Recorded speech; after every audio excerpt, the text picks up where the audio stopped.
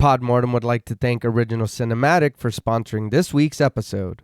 Original Cinematic is an independent production company that has made it their mission to create, produce, and promote films that are inclusive, honor women, promote the LGBTQIA+ community, and provide prominent positions and roles to POC actors and filmmakers, and promote the films of marginalized and underrepresented populations.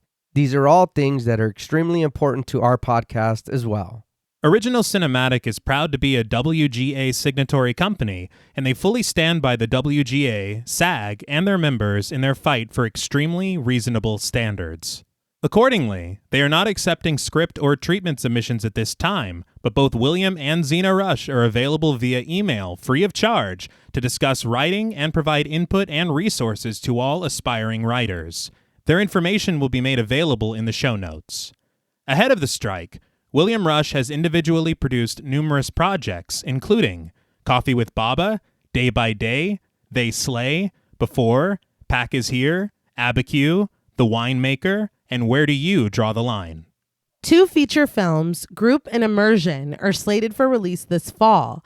Absolutely no picket lines will be crossed and no collective bargaining agreements will be violated in the making of either of these films. And very generously, Original Cinematic is providing all Podmortem patrons with a special link to view these films. If arrangements can be made, they will even schedule a virtual or in-person screening for our patrons. We cannot thank Original Cinematic enough for their contribution to our show and the horror community as a whole. Now, back to our regularly scheduled program.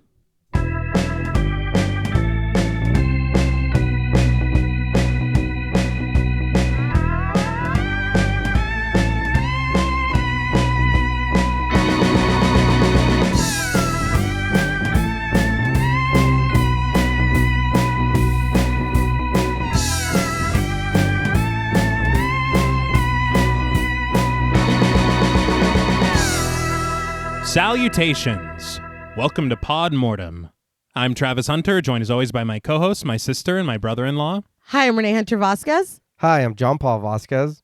This week, we're broadcasting live from the Metropole Theater, discussing the 1985 supernatural horror film, Demons.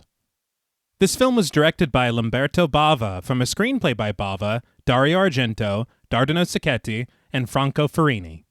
A collaboration of some of the greatest minds in Italian horror, Demons provides an exciting experience for its audience. With its dazzling lighting and cinematography, impressive special effects and imagery, pulsing score and soundtrack, and a campy yet aesthetically pleasing atmosphere, this film would achieve financial success in Italy, become well regarded as a cult classic, and spawn a sequel the following year. This film was suggested to us by friends of the show, Gory Bits, Lala Tamas, Donna Eason, Miguel Myers, ATX, Lee Thompson, and Beth Bauer. We want to thank them all for their continued support of the show, as well as this suggestion. So, Demons. What were your first impressions on the film?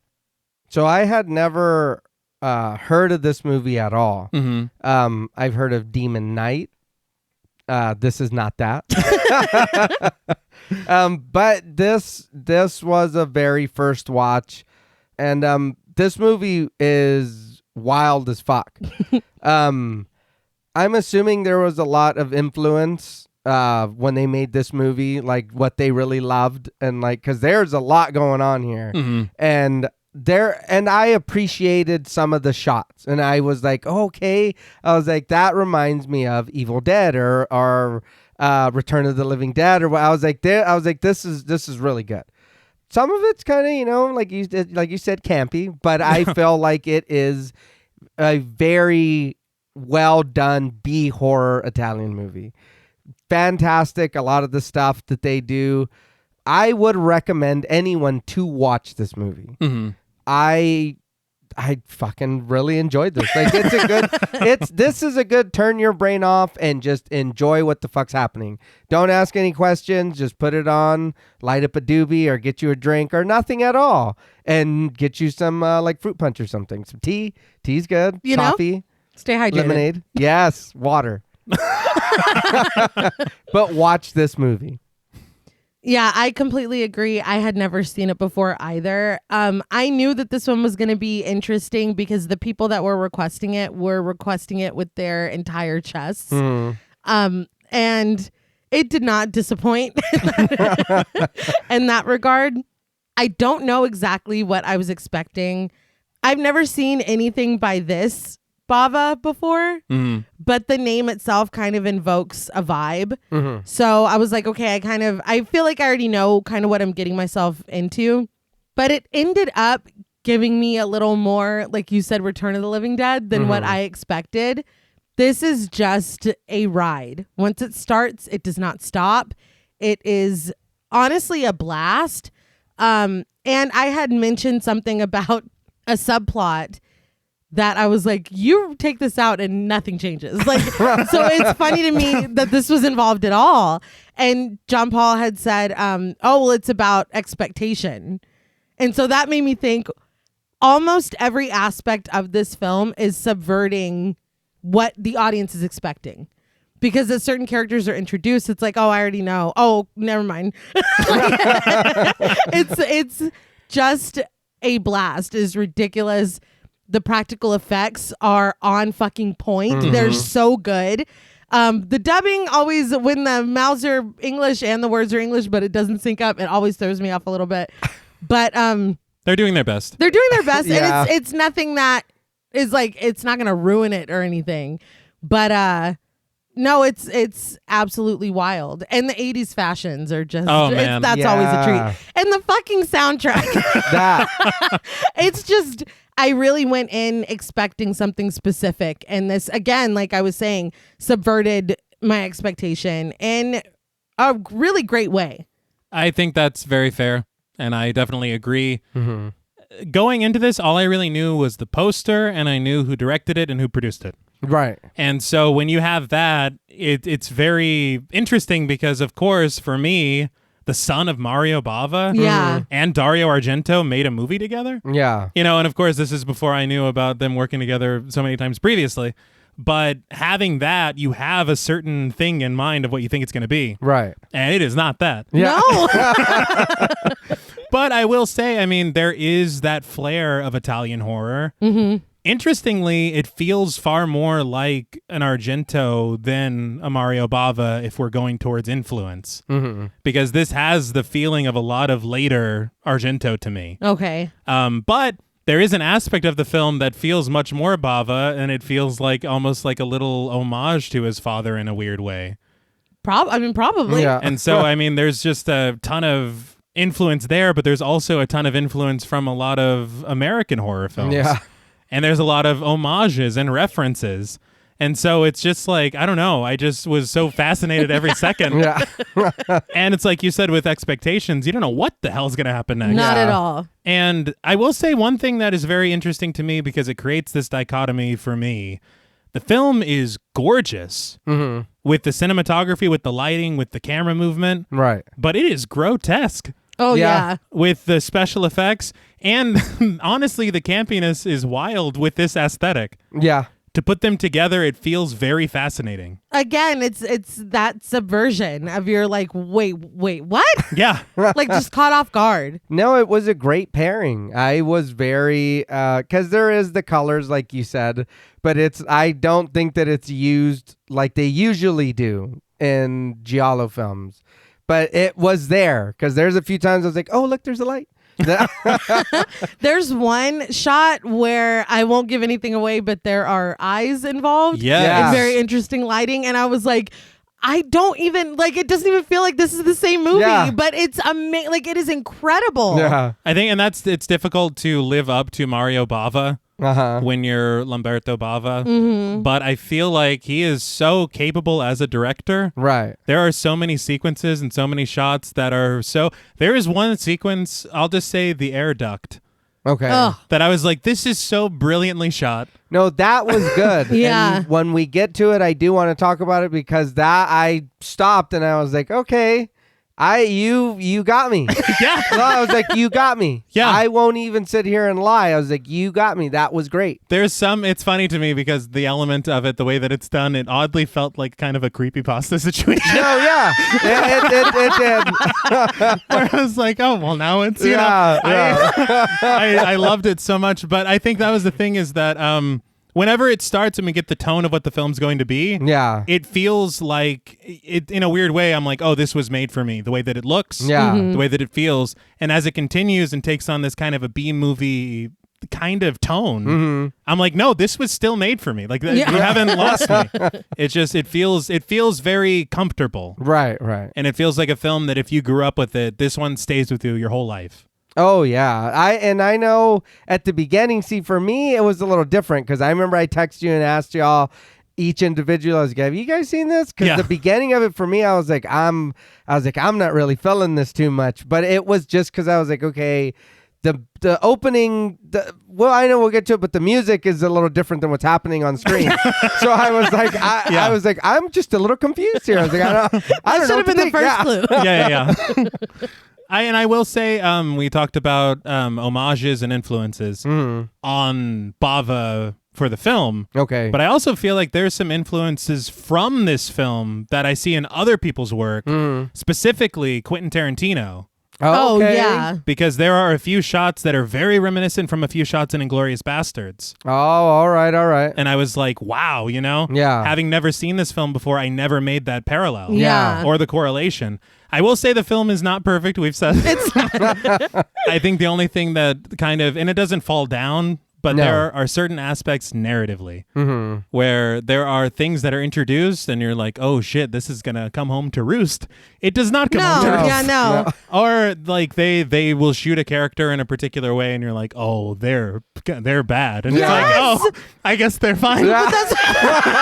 Oh, you're scared too. Yeah. That's You're what scared as I am. That's Oh, the yeah. subversion. That's what I'm talking about. Yes. Because I feel like all of that is intentional. You're supposed to think, oh, I got this all figured out. But no, bitch, like you have No. no idea what's going to happen. That's so funny because I told your sister too before you got here. I was like about that. Yeah. The same thing. Yes. Clearly. I was like, you could not have But convinced me that they No. weren't behind this. It's like, where's the heel turn? yeah. Yeah. that Never happened. Never. But I of course, as you had said, the group that we meet later, that honestly you can lose that completely, and we're just fine. That's nothing. It doesn't. There are some neat shots in their sequences, but at the same time, it's not worth it. Yeah. It adds nothing narratively. No. But it is fun. No. Yeah. Yes. But I did want to talk about the production of this film. I read an article in Fangoria from 1985. And I also read an excerpt from Italian Gothic horror films by Roberto Corti. So much information there.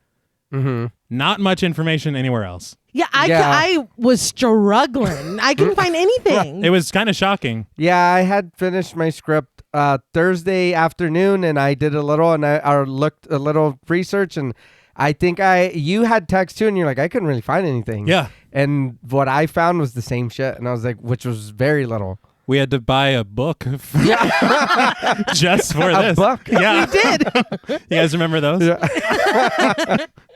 But I want to start in 1965. Lamberto Bava, actually got his start working with his father on all of his films from 1965 to 1980. Okay. Oh, wow. He was his assistant director until Mario Bava passed away in 1980. But his first solo film came in 1980 called Macabre. Very sweet story of Mario Bava watching it before he passed away Aw. and saying that he can finally die Oh, my God. Yeah. because it's going to live on. Okay. After Mario Bava passes away, he makes another film in 1983 called A Blade in the Dark. It's a giallo film. All right. It sounds like a Yeah. show. Yeah, it does. Yeah. But after this, he kind of flounders a little bit and he kind of languishes in a bit of B-movie obscurity in a weird way. Okay. So he's still trying to find a way to make his big break. And so what he decides to do is he decides to talk to the screenwriter Dardano Sacchetti. And Sacchetti actually wrote The Cat o' Nine Tails for Dario Argento, and he wrote A Bay of Blood for Mario Bava. Oh, okay. And so what he wants to do is he wants to kind of follow in the same vein of his father with Black Sabbath and create a 3-film anthology. Ah, all right. So he has Sacchetti write 3 stories, and he eventually realizes that he only likes one of them. And that's Demons. Yeah. And so what he plans to do is he's going to make this one segment into a feature-length film. And so Bava and Sacchetti write a 25-page treatment. They send it to the producer, Fabrizio De Angelis, and this guy often worked with Lucio Fulci. And whenever they sent him the script, Angelis's idea of saving money was instead of, because there's a very, very fascinating film within a film situation. Mm-hmm. His idea to save money is to use old segments from Fulci films instead of letting them shoot something new. And so they were like, well, that's not going to work at all. Yeah. And he's like, well, that's all I got. So. And so they talked to another producer friend of theirs, and they're like, well, why don't you guys just produce it yourselves? But then they kind of worried about the financial risk of doing this. Mm-hmm. Meanwhile, a director by the name of Dario Argento is coming off of the success of a film called Phenomena. And so it's very financially successful. And so he decides that he wants to get back into producing films like he did for George Romero's Dawn of the Dead. Now, is this the John Travolta one? No. That's a little bit different.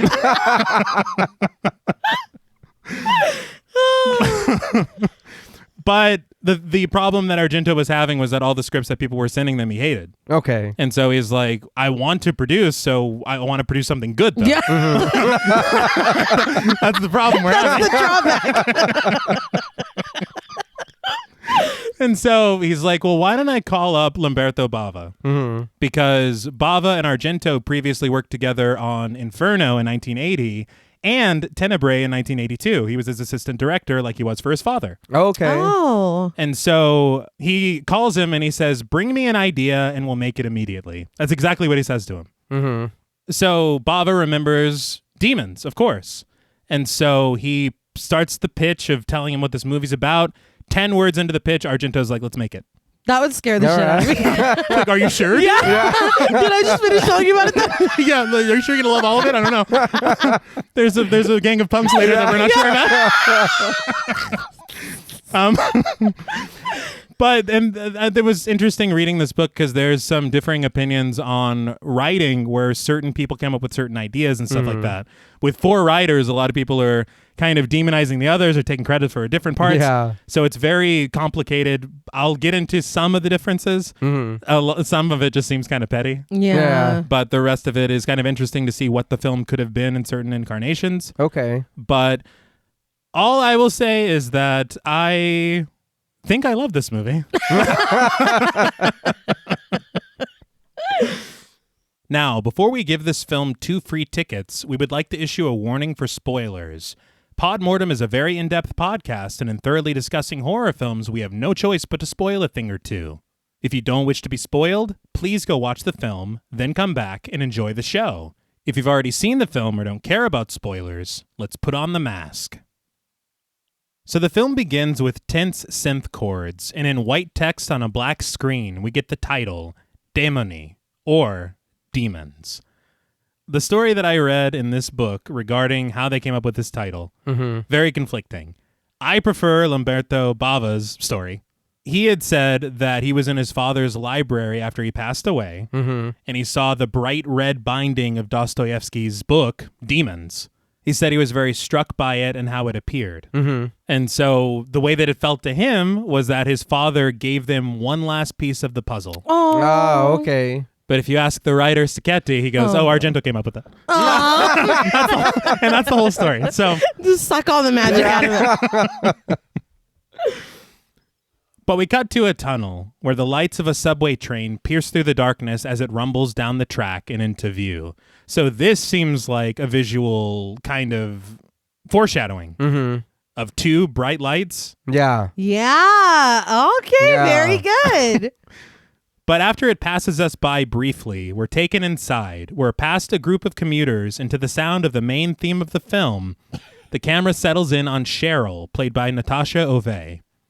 So this theme. I was about to say that theme though. It's fantastic. Yes. It's cool, it just it didn't work for me here. It was surprising. Yeah. I think the orchestral portions of it do work with the beat in the background. Yeah. But the parts that are like Yeah, that's it's like what is going on? Yeah. maybe Save that. Yeah. We're not feeling that energy. maybe right at this point, if there was a more subdued version of it, Yeah. and then later on we get the full, Yeah, madness. Yeah. But yeah, you're right. It's kind of like. Because my note was that it's very aggressive at this point. It is. And plus, even the ant sitting at the end of the row, he's not doing anything. He's just chilling. So Leave the ant Yeah. alone. It's like, I'm very lonely. He's commuting. I will say the music was done by Claudio Simonetti of Goblin. Okay. And we talk about Goblin a lot. Mm-hmm. Goblin scored Suspiria, Inferno, tons of Argento films. That's what, to me, this film really does feel more Argento than Bava, but I don't have a language for Lamberto Bava yet. Right. Okay. And so I'm just trying to pick apart and see where I can understand. Yeah. But I will also say that the music also did kind of remind me of the opening of Return of the Living Dead. Yeah. Yeah. So I get where you're That's coming what from. I'm saying. Yeah. The vibes it's very close Yeah. to me. But I will say that the theme is very much of its time of the mid-'80s. In the best way. In the best way. No, yeah. And it kind of does, in this way, set you up for the excess of what's to come. Yes. Yeah. It just maybe doesn't fit on the subway car. Yeah. Like, I was like, is somebody listening to a boombox or something? What the fuck? What's It's like, happening? oh, sorry. Turns it Yeah, off. turn it down. But after peering up at a pink-haired traveler and panning across several other passengers, Cheryl looks around the car and through the window. And much like we were talking about the fashion on this train. Yes. That's my next note. I'm just admiring the fashion. Yeah. But Cheryl clutches a book of sheet music, Bela Bartok's Mikrokosmos. But as darkness once again surrounds that yellow car in the tunnel, in an almost subliminal moment, she sees what appears to be the reflection of a man in a silver mask covering half his face staring back at her. This is the Man in Black, played by Michaela Soavi. What was that? We can't just breeze past that. Even she looks around like, did anybody else? What the fuck was that? I thought it was fucking Kano from Mortal Kombat. No shit, yeah. It's like, he doesn't have a red eye. Yeah. What are you doing here? And I will say again, this is something Cheryl seeing this man. Yeah. These subliminal, like, visions. Not really. No. Doesn't really come up much. It's like, oh, okay. I guess it's part of it. Yeah, all right. One thing that's very interesting is the guy that plays the Man in Black, Michaela Soavi. He was the second unit director for this film. Oh, okay. Oh. He also worked with Argento on Tenebrae, Phenomena, and Opera. Oh, very nice. Then he would go on to direct a film called The Church, which started off as the third film in this series. Oh, okay. Damn. So this guy's busy. Yeah. And he's very busy, and we'll talk about him a little bit later. Yeah. But as the train exits the tunnel, passing another car on the opposing tracks, and the view through the window is brightened by sunlight and surrounding trees, Cheryl looks very puzzled. She silently leans forward to get the attention of the people in front of her, but stops herself and settles back into her seat. I would have asked. Yeah. Yeah. Does that happen on this train every time? Yes. Is that a man that just lives in the tunnel? What's going on? But as the train nears the station, Cheryl watches as a blonde woman with a checkered undercut stands up to depart the train, and she decides to follow her lead. As the car pulls to a stop, and standing a few people behind, first man exiting subway, played by Lamberto Bava, That's hilarious. Cheryl steps onto the platform. The subway car passes her by, and the score ceases. Cheryl glances in both directions past the stone archways and under large hanging lights, and she notices that the station is almost completely clear of people. I was like, they cleared out fast. Yeah. I would be running. I don't like I don't like that at all. I wanted to call out the station is beautiful. Yeah. Yeah. This is Heidelberger Platz in Berlin, where the movie was filmed, the exteriors. There's so much of Berlin in this film that's very beautiful. Yeah. But I just love the way that this station looks, and it is wild how quickly it clears out, like you're saying. Yes. Yeah. And it really does lend itself to something supernatural. Yes. And we'll figure it out. But Cheryl walks slowly, and upon hearing footsteps echoing behind her, she turns around to find that there's absolutely no one there. She's completely alone. Mm-mm. But as she turns to continue down the platform, the footsteps grow louder and closer. And as she looks over her shoulder, she sees rounding the corner the man in black, his face half clad in that metal mask and carrying a mesh satchel of gold-colored paper. He's like the Phantom of the Rock Opera. You're very proud. Yeah. But the main theme picks up again as Cheryl briskly jogs through an archway and onto an escalator, where she stands very patiently until she reaches the top. I'm like, go! Yeah. You know you can walk on this. You'll never catch me on here. But as soon as she does reach the top, the man in black is somehow already there. He steps directly in front of her, startling her. She gasps, but he reaches into his satchel held by a black-gloved hand and gives her one of the papers. It's a ticket to the Metropole Theater for tonight at 6 p.m. You dropped your wallet. God damn. That's all I was asking. I chased you for 3 blocks. It's like, oh, sorry. You're welcome.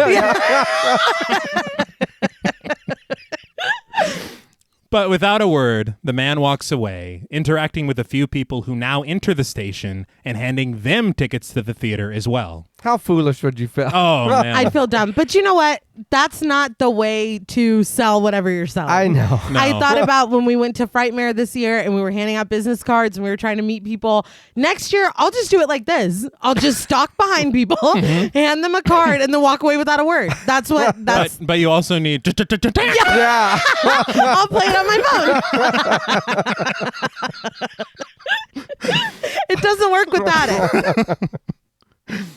But Cheryl shakes her head, embarrassed at the whole running away terrified thing, and she approaches the man after he hands out a few more tickets. She asks him if she can have another ticket for a friend of hers who's waiting for her. The man hands her a ticket without even looking at her, which, okay. Yeah. Mm-hmm. This, to me, again, it's setting up something with the man in black that I don't think is really delivered. Yeah. No. Not at all. I mean, he's delivering these invitations. True. Yeah, but that's about where it. it stops. That's the extent of it. I think, because for me, honestly, doesn't it feel like he's almost in a trance? Yeah. Like he's been made to do this? Yeah. All right.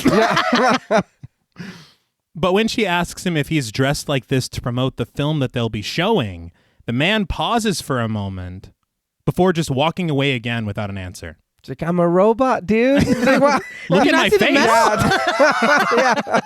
Yeah. Right, this is real. But outside the station, Kathy, played by Paola Cozzo, stands waiting impatiently for Cheryl, checking her watch and exhaling sharply. After making her way through the crowded station, Cheryl bounds out of the station, calling out to her friend and apologizing for being late. Kathy tells her that she's always late and that their teacher, Mrs. Buckles, is going to lose her mind on her. Not Mrs. Buckles. They go to a clown college? We're not just breezing past that. Because they say her name like 3 times. Yeah. They're like, Mrs. Buckles is going to be really mad. But Cheryl says that Mrs. Buckles would be mad even if they were early. But as they walk down the street together, Cheryl hands Kathy one of the tickets that the man in black gave her, and Kathy points out that the movie that they're showing doesn't even have a title. Cheryl surmises that it must be a sneak preview to get a reaction from the public, but Kathy also realizes that she's never even heard of the Metropole Theater before. Regardless, Cheryl suggests that they ditch Mrs. Buckles and just head to the theater for the show, and Kathy jokes that Cheryl is leading them astray. That's probably why she yells at y'all. Yeah. Like, you're skipping class Yeah. again?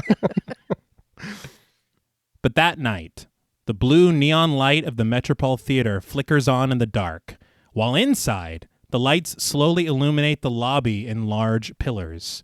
We see movie posters for The Terminator and Creepshow. Yes! Yeah. I was like, shout out to George Romero. Yeah. Yes! But the camera glides around a red motorcycle resting atop a platform. On it sits a leather-clad samurai, a katana over his shoulder, and a silver mask clutched in his other hand. The mask appears to be the full version of the mask worn by the man in black. Interesting. Yeah. Water drips outside of a bathroom where Ingrid, played by Nicoletta Elmi, admires herself in a mirror before snagging a flashlight and heading out. She's feeling herself. Yeah. And I don't know why she's dressed like a sexy elf, but I have my eye on her. Yes! Yeah. You're bad. Yeah. You're bad. You're orchestrating something or you're a pawn of something. I've got my eye on you. Yeah. I will say, even the way that she's looking at herself, there's something diabolical. Absolutely. So Absolutely. obviously, Yes, you're behind this. And you're the only one here. yes. Yeah. No, yeah. That's what it was for me. It's like, oh, so you're helping whatever's happening. Yeah. Yes. You work here. Yeah. Yes. About the actress, though. She was actually in Argento's Deep Red 10 years prior.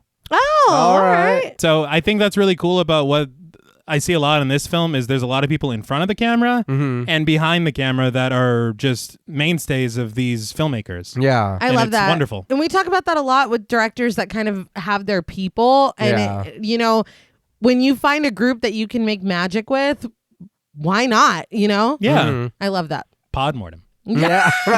Thank you, guys. But we get an exterior shot of the massive Metropole Theater, the box office, and the large windows of a balcony just under the neon sign. So this was a real theater in Berlin, and it was built in 1905, and it has such beautiful architecture. Yeah. I did also want to point out, because I have to, there's a film called Wings of Desire from 1987, and there's a portion of the film that it is shot at a Nick Cave and the Bad Seeds concert that was filmed in this theater. Oh, That's okay. great. I just had to point that out.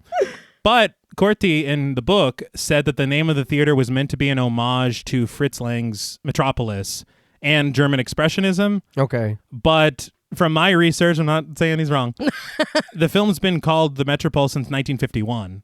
Oh. No. So it's not like Bava and Argento were like, this will be the Metropole. Yeah. The name changed later, and then it changed back to the Metropole. But I mean, that was like after World War II. Right. Oh, okay. But I mean, it's still cool. But the exteriors were shot in Berlin, as I said. Yeah. The interiors were actually shot at what they called in Fangoria a derelict theater near the studios they shot other portions of the film at in Italy. Oh, okay. Okay. And so there's a lot of back and forth, but you never feel taken out. Yeah. No, not at all. But the camera finds Cheryl and Kathy in a slow zoom at dusk, and they stumble upon the Metropole. I thought it was funny because when they walked up, it kind of shows a little bit of the building next to it. So I was like, girl, that's a 7-Eleven. Oh, the one next to it. My bad.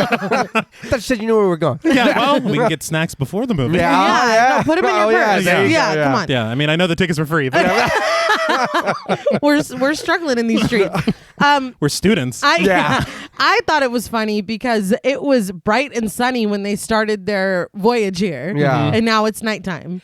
Thank you for saying that because I forgot that when I was watching this, I was like, damn, it took y'all that long to get over there? Well, they're like, where the fuck did you see it? I've never seen this place before. Yeah, just- they did well, say that. Yeah. The movie I'm hasn't trying, Cheryl.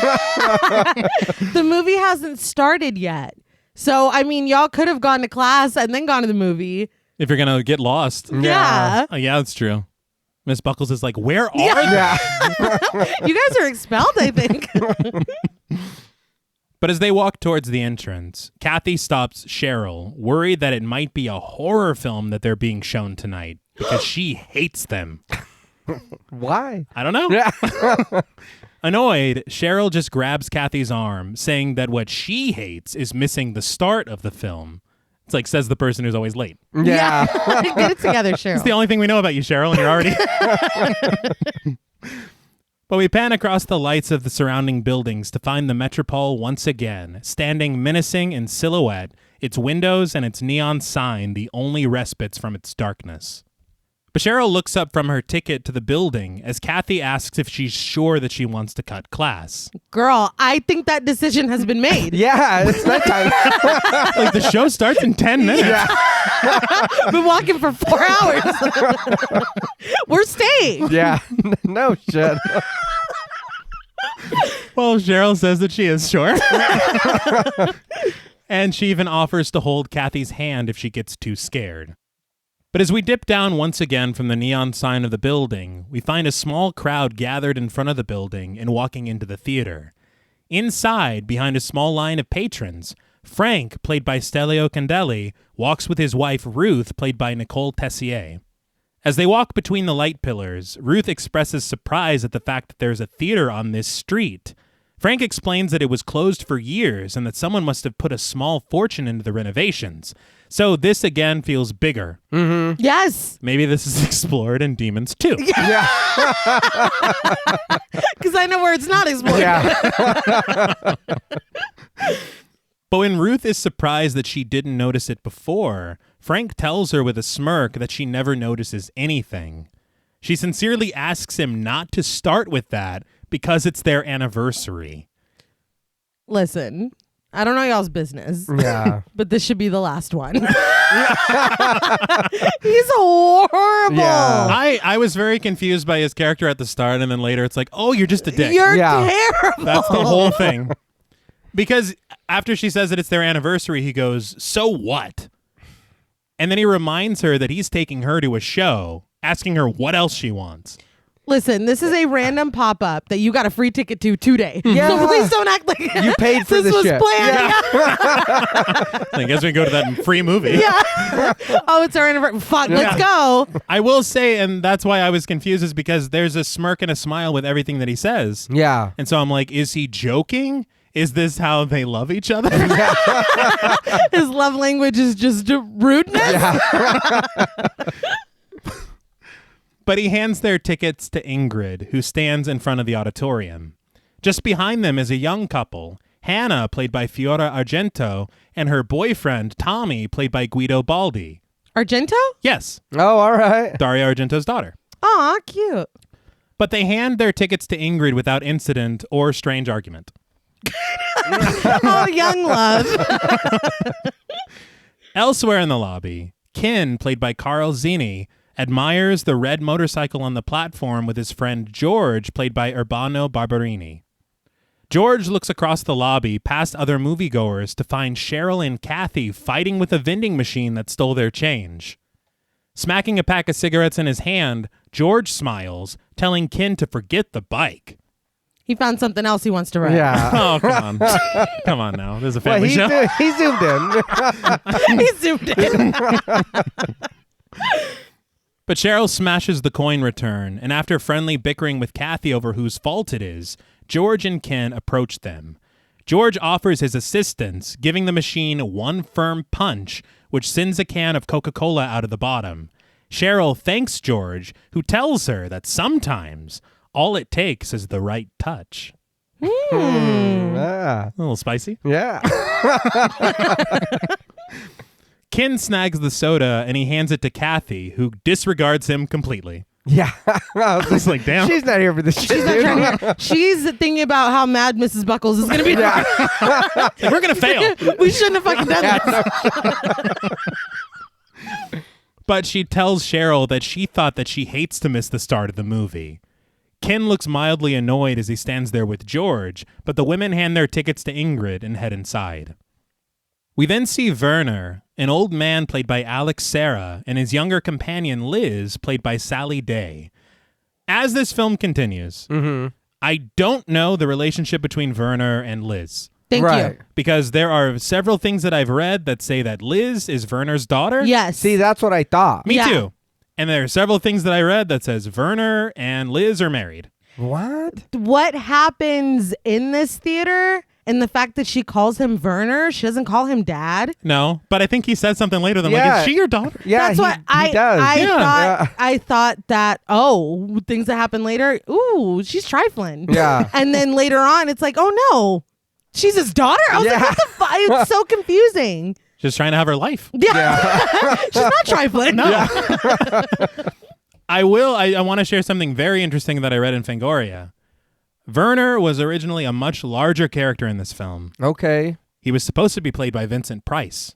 What? Yes. The problem was a lot of last-minute changes to the script made it to where it was difficult to translate into English in time. Ah. And then by the time it gets to him, he doesn't have time to prepare his character. Damn. And so they shrink the character down to what we see in the film. This Okay. is the second movie in Yes. a handful of weeks that he was supposed to be Yeah. in and wasn't. Do you want to know a real tragedy that I was talking on a friend of the show on Instagram about. Mm-hmm. We have yet to cover one Vincent Price film on this show. Huh. We've done remakes. Yeah. A few, yeah. We need to correct that. It's not good enough. Yeah. No. But Liz locks arms with Werner, who we learn is blind. And as he steps closer to the motorcycle in the lobby, he reaches his hand out, making contact with the metal mask held by the samurai. He calls for Liz, and when he gets her attention, he tells her not to touch it. She asks him what he's talking about, and when we follow his hand as he reaches again for the mask, we see that it's gone. I got a bad feeling about that mask. Maybe it's just me, but So astute. I know. I get feelings about things. Trust your gut. Just trust me. But we see the mask in its shining silver placed over the face of Rosemary, played by Geretta. She uses it to scare Carmen, played by Fabiola Toledo, and then asks Tony, played by Bobby Rhodes, how she looks, asking him if she looks sexy.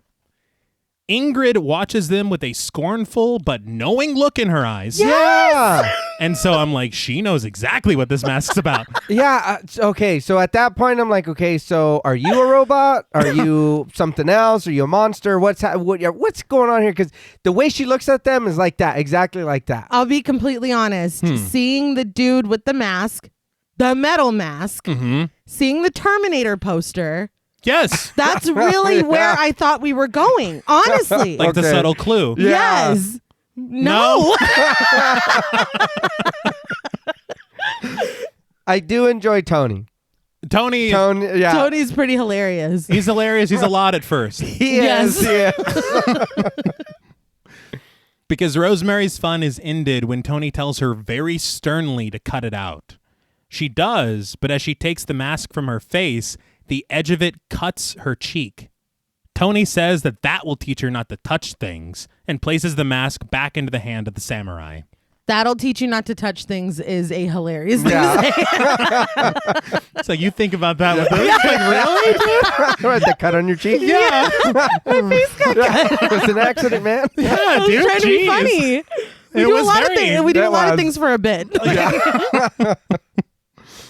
But through the eyes of the mask, we watch more people enter the auditorium before refocusing on the slotted metal of the eye. But George and Ken walk through the aisle, following behind Tony, who very rudely tells Rosemary and Carmen to sit down and shut up. As Kathy sips her rescued Coke through a straw, Cheryl wonders if George and Ken will sit next to them. I was like, why the hell would you leave two seats open on the side of you? And then I George was and like, Ken? oh, you want them to. Yeah. Okay, girl. Almost on cue, the men sit down in those two open seats next to them. As Ken looks past George and Cheryl to eye Kathy, we overhear Rosemary and Carmen teasing Tony, who responds with anger and profanity. As the lights dim in the large auditorium, the projector switches on. Motley Crue begins to play loudly, and a voiceover in the film announces, "The sleep of reason gives birth to monsters." Brilliant line. Yeah. But on screen, we see two headlights of motorcycles beaming through the night. One is driven by Bob, played by Marcello Madonio, with his girlfriend Edith, played by Eliana Emilio, on the back, and the other motorcycle driven by Jerry, played by Michaela Soavi, who looks very familiar, and his girlfriend Nancy on the back of his motorcycle, played by Jasmine Maimone. Did anybody else kind of get Lost Boys vibes? Fair? Thank you. Because I was like, is this fucking Lost Boys? I was like, what the fuck is happening? Cry!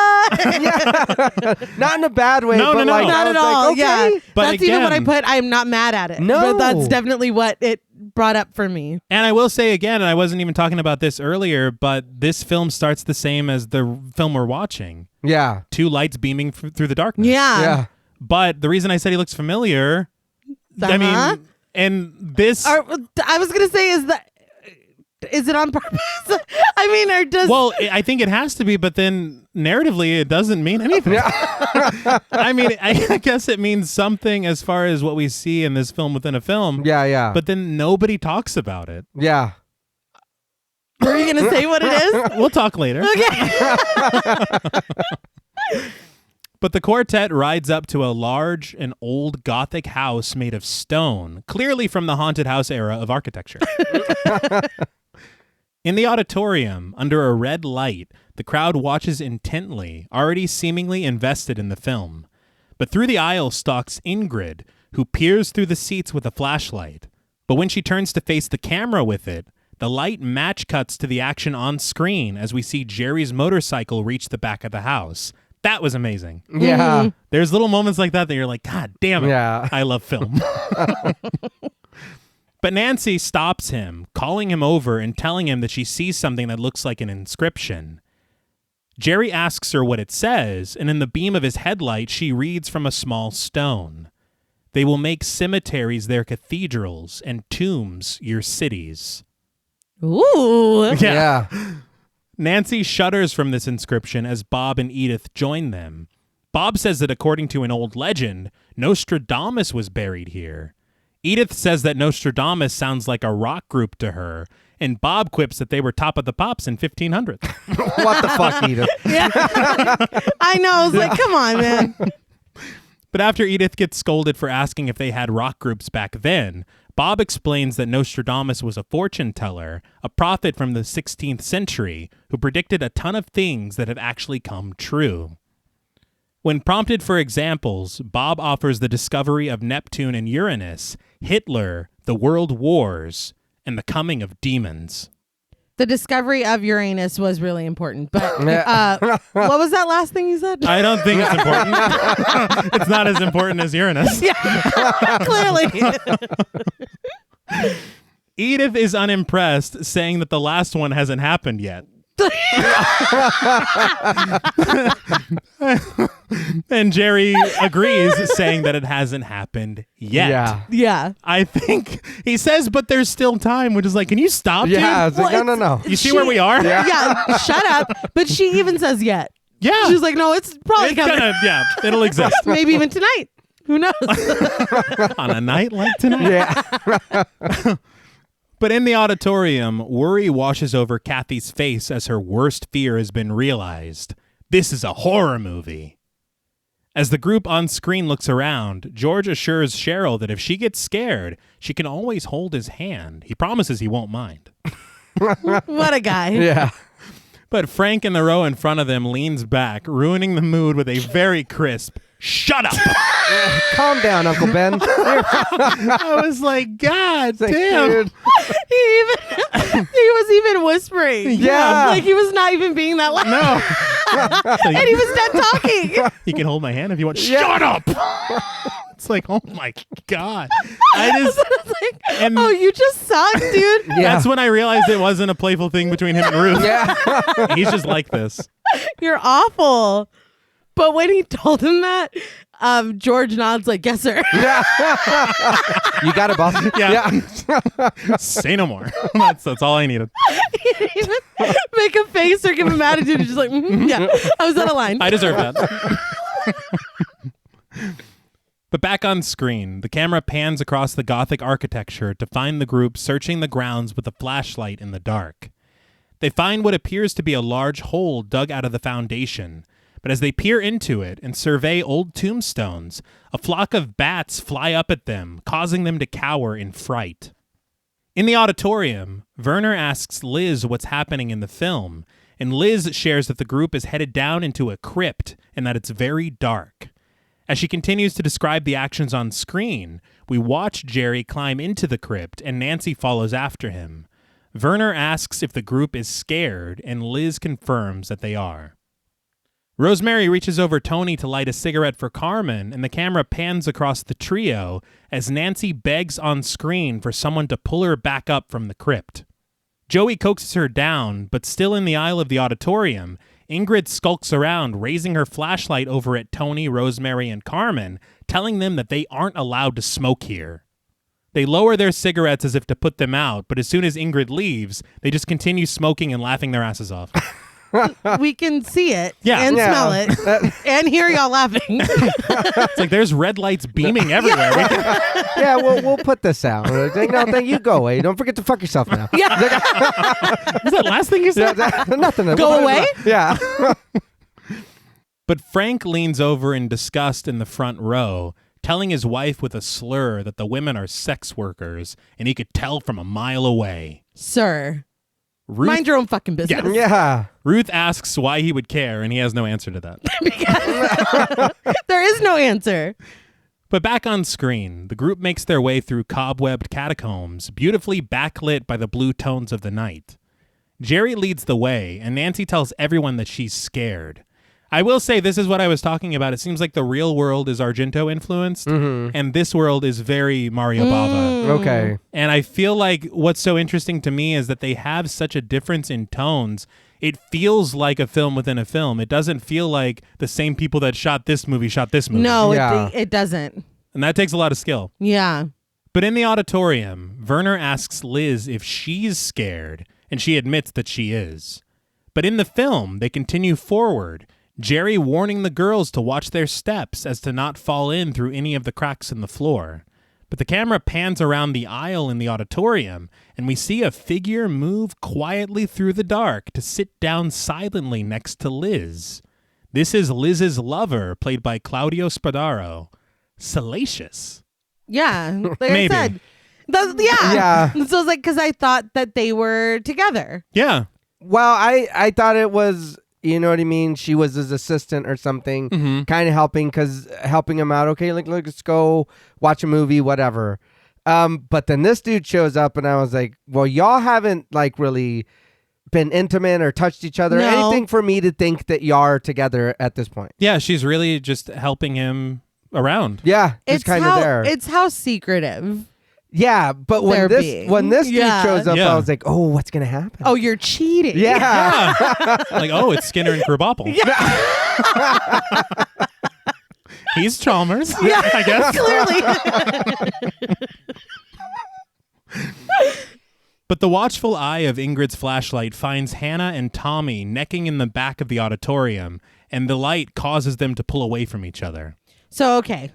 This is where I'm like, obviously, the smoking, I get. You can't be smoking in here. Whatever. Those are the rules.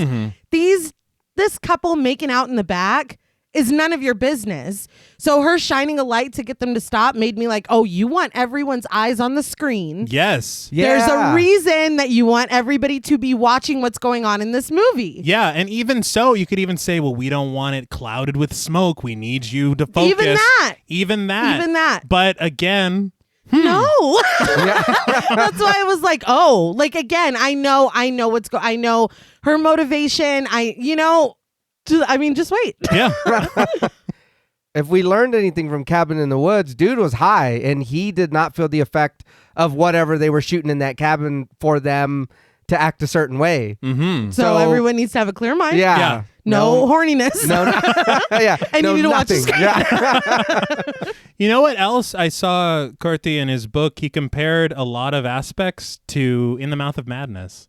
Okay. All right. Okay. Yeah. So again, with this watching of this film of things that may or may not, again, I really think, and I am part of the problem, I guess, having never seen it, but I feel like this film needs to get its due.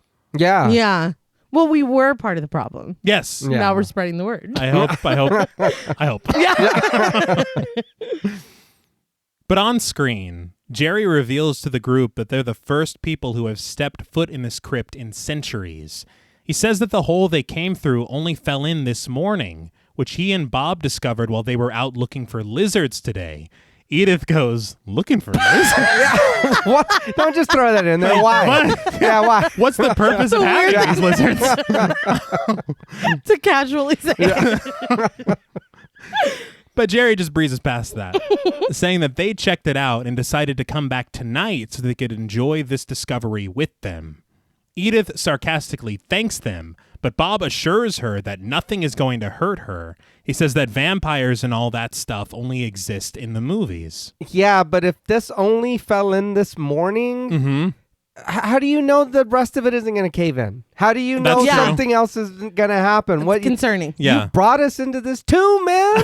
So you're thinking logically, I was thinking of being beckoned. Oh, I mean, either way, you'd have to be a real Nostradamus to be fucking around with this shit. That's very good. But I think, again, that concept that they're bringing up in the movie, Yeah. it's ironic Yeah. for what comes later. Mm-hmm. And I mean movie within a movie. I'm trying I'm trying as much as possible to create these distinctions. Yeah. Yes. I hope it's making sense what I've written. It is. Okay. Yeah. But meanwhile, in the auditorium, Liz and her lover are all over each other. But just as he slides his hand up her thigh, Werner seemingly looks suspicious. This is when I'm like, I need some clarification on the relationship between this man, this woman, and this horny stranger. Because I'm very confused. And did he have a ticket? Oh, Like, yeah. That's Well, true. clearly, 'cause He he's- really just slithered in there. It looks like he's gained entrance. It's not. And I think that's the other thing is that when you're talking about having a ticket, I would think as well, Ingrid would not like that. Yeah. Somebody coming into the theater without a ticket. Yeah. But if more people are watching, she seems oddly cool with it. Yeah. Yeah. But the group on screen discovers more tombs, stepping over a large stone with the letter "in" engraved at the center. Jerry crouches down, clearing the dirt and discovering the name on the side of the tomb. After confirming the letters "in," "o," "s," Bob shouts excitedly that it must be Nostradamus. Nancy begs to leave, but the guys instead find an iron bar to pry open Nostradamus's tomb. Again, Nostradamus. This is absurd. Why? Well, we're here. I mean, might as well. When in Rome, right? But the cobwebs catch an eerie breeze and a faraway shot as Jerry pries the tomb with the bar. A nearby tomb collapses in pieces, startling the group, and in the auditorium, George grabs Cheryl's hand in fear, apologizing afterwards, embarrassed. I'm sorry. We're going. I don't Yeah. care if that was a coincidence or whatever. Let's get the fuck out of here. Cheryl smiles, telling him that it's all right, and they introduce themselves to each other. I didn't realize they hadn't No. done that yet. But as the men on screen continue to crack open the tomb, Kathy kills the vibe between Cheryl and George, telling Cheryl that if she has a heart attack, it's all her fault. She's not down with any of this. No. Ken hears this and with a sly smile sneaks over to the seat next to Kathy in the aisle, but she's not about it and just sips her Coke as he tries to make conversation. But in the film within a film, Jerry and Bob finally creak the tomb open, but instead of bones, they find an old text and something wrapped in a thin cloth. Nancy, who was not about this expedition 5 seconds ago, eagerly asks what the book says. Bob clears it of dust and dirt, coughing as he flips through its pages, but Jerry holds the object wrapped in a cloth in his hands. It did make me laugh that he immediately open mouth child coughed onto that book. Now it's bonded with you for life. Yeah. Dude, come on. If we know anything about those books, if you get a drop of blood in there, Yeah. and you're just like, His mouth just open. like, Jesus, close something. But through the thin fabric in Jerry's hands, we can almost make out its familiar shape. And as he tears through the cloth, he reveals it to be a metal mask, exactly the same as the one in the cinema lobby. I'd be a little worried. I'm not going to lie. Just be like, huh, I've seen that before somewhere. And then just kind of like, all right. Yeah, I felt like whenever Scream 6 came out, they did have the popcorn tubs that looked like Ghostface.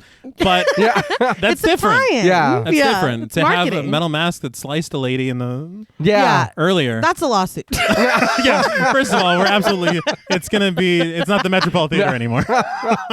It's the Metropole. Yeah, I realized I said it without having a joke. I thought I'd help. I didn't have a joke in the chamber, but you understand.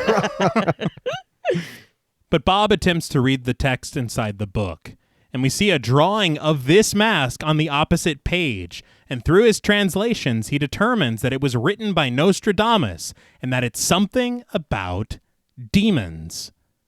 Nancy asks if they can go now, but Bob asks for more time, sharing the groundbreaking bombshell that it says right here in this book that demons are instruments of evil. What? Don't know if you knew that. What? But Jerry stares into the face of the mask, blowing dust off of it, and then immediately places it onto his face, offering his friends a trick or treat Yeah, but this isn't like the mask that Jim Carrey had, so I don't know. It was more like the mask Carly Beth had. Yeah, I don't want to put this one on. Stop. Just stop it. Bob responds promptly, ordering Jerry to take the mask off, as whoever wears it becomes a demon. Jerry asks how he knows this, as if Bob isn't reading from an ancient text about it. But Bob adds more hot sauce, telling him whoever wears this mask becomes a demon and an instrument of evil. It's like you just learned that. That's right. That's right. Yeah. But Jerry doesn't believe it at all. And in the auditorium, Tony laughs with Rosemary, telling her that now they know why she looked so good in that mask in the lobby. I'm like, yeah, smile now, cry later. Literally.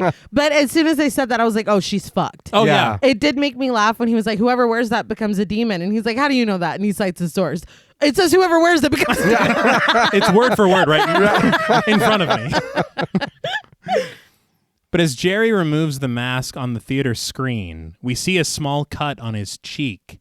And this is intercut with the small cut at Rosemary's jaw.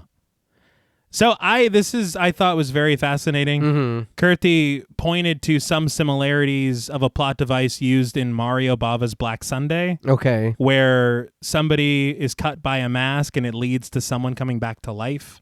Oh, all right. So it seems like another small nod to his father, Mm-hmm. which I thought was very sweet. Yeah. But on screen, the camera presses in on Jerry, who stares down Linz at us and the theater goers as Bob reads from the book. He will spread pestilence and contaminate the world. And Nancy then reads from the book, echoing the inscription that she found outside. They will make cemeteries their cathedrals and tombs your cities. And just as Nancy notices that Jerry's cheek is bleeding, Rosemary can't help but touch the small cut on her face in the auditorium. Fuck, there's no more playing around now. No. That's what I'm saying. I know we're watching this movie, but it's like I did the same shit 10 minutes ago. It's too close. Yeah. And that was my exact note, too. It's not so funny now, is it? Yeah. And it's like, That'll teach you to touch that. yeah, Tony was right. I shouldn't have. I got to keep my hands to myself. But Rosemary responds in annoyance when she feels that the cut on her face is bleeding again. She puts a napkin to the fresh blood, excusing herself to the bathroom. But as soon as she enters the aisle, Nancy echoes her concern on screen. It won't stop bleeding. Jerry tells her to leave him alone, but the coincidence isn't lost on Carmen, who tells Tony that what happened to Rosemary is exactly what happened in the movie. So now my friend's saying that? No. Yeah. Don't you be thinking the same thing. I'm throwing up in my seat. Oh, yeah. That's all there is to it. But Tony calms her, telling her that it's just a bunch of bullshit. But as Rosemary pulls the curtains open to exit the auditorium, she finds Ingrid standing there stoically and passes her without a word, almost as if Ingrid knows what's going on. Yeah. Almost. Yeah. But in a wide shot, the blue light of the projector beams over the red-lit seats of the cinema. But Rosemary finally makes it to the bathroom, its walls gold and trimmed in dark marble tiles. I had to look it up because the similarity in tones, and I found out that the production designer for this film was Davide Bassan, who was the assistant art director for Suspiria. Oh, okay. Cool. And I was like, that's why the film looks so fucking good. But yellow light pours through rectangular windows as Rosemary walks over to the mirror to look at the wound on her cheek.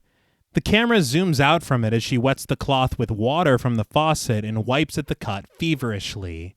Her eyes grow fearful as the wound begins to pulsate, and sweat covers her face as it grows into a boil. The boil promptly pops, expelling a murky liquid as she screams. This is horrific and disgusting. And it did make me think of the spider story. Yeah. From Scary Stories to Tell in the Dark. But Jaretta, I had seen in an interview with her where she said this was her first day on set. This is what they filmed. Oh, wow. Really? Yeah. I was like, talk about jumping in the fucking deep end. Yeah. This is so gross. It is. I was honestly surprised, and they really relish in you seeing all of it. Yeah. They kind of do that a lot. Really, with everything in this film, they really focus on the violence and the gore, but it does it in a way that it's fun. Yeah. And it looks so good. It does. It does. But back in the theater, Nancy screams on screen as she watches a knife repeatedly plunge into Bob's stomach. Blood pours from Bob's mouth and he collapses dead as Hannah looks away from the action, finding comfort and safety in Tommy's shoulder. This felt like when you have to go to the bathroom for real during a movie. And it's like, oh, we just come back mid-stab. Yeah. That sucks, dude. That's fair. We have missed a lot. Yeah.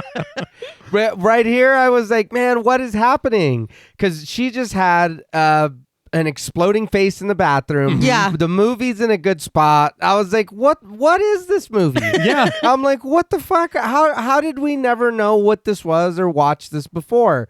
Yeah, and I think that's the thing is that you hear people talk about demons and whenever they do, they fucking love it. Yeah. And so it's like, why did it take us so long to check it out? Yeah. Yeah. To look into it? Moments like this, like you're saying, it's like, man, things are about to... Oh, no, yeah. You know? This is really the point of no return. Because Yes. it does not stop. Yeah. And I do want to say, even though I don't know what the hell this movie within a movie is called, I would watch the full thing. Yeah. Oh, no, yeah. Absolutely. But in their row in the auditorium, Cheryl even clutches George at the sight of Bob's corpse. In the back of the auditorium, Hannah asks Tommy if it's over, and despite having no way of knowing, he promises her that it is. He's like, I've seen this before. Yeah. As Nancy fearfully makes her way through the catacombs on screen, Tony asks Carmen what happened to Rosemary. Carmen offers to go check on her, and when she gets up to leave, Tony smacks her on the butt, telling her not to disappear too. As she leaves, Nancy wails on screen as the shadow of a knife hangs over her. But in the front row of the auditorium, Ruth complains that she'll be up all night after watching this, and Frank goes, "Shut up!" Yeah, Leave what him. the fuck? Yeah. Jesus Christ! Leave him. You know what's so God. funny is that it's the contrast. You have Cheryl clinging to George, you have Hannah clinging to Tommy, and Frank's like, "Shut up!" It's like, put your arm around her. He's like, I got full Something. chub here. He's like, come Oh. on. He's like, Not full job. wow. Well, he does take his jacket off. He's like, Yeah, he's like, I'm hold really on. into this. Yeah, he's like, look, dude. more than most, I'd say. Yeah, everybody else is like, oh God. He's like, shut your mouth. It's getting good. Carmen enters the restroom, but instead of finding Rosemary, discovers a mess of blood at the sink where Rosemary once stood. Upon hearing raspy breaths in one of the stalls, Carmen creaks the door open to find a shivering Rosemary with her back to her. When she calls out to Rosemary, a crooked, long-fingered hand climbs up the wall, and Carmen freezes, realizing that's Rosemary's hand. Before she can even react, Rosemary turns to face Carmen, her skin pale, her eyes red, and a toxic green sludge pouring from her mouth. It was at this moment, I was like, here we go. I was like, this whole movie, all right. I was like, yeah, I was a little, at the beginning, I was like, okay, what's going on? Mm-hmm. But then as it went, I was like, okay. At this point, I was like, here the fuck we go. Mm-hmm. And I got to admit, it does make me laugh thinking in retrospect that Rosemary's like, after seeing the scratch on screen, she's like, I need to go check on that.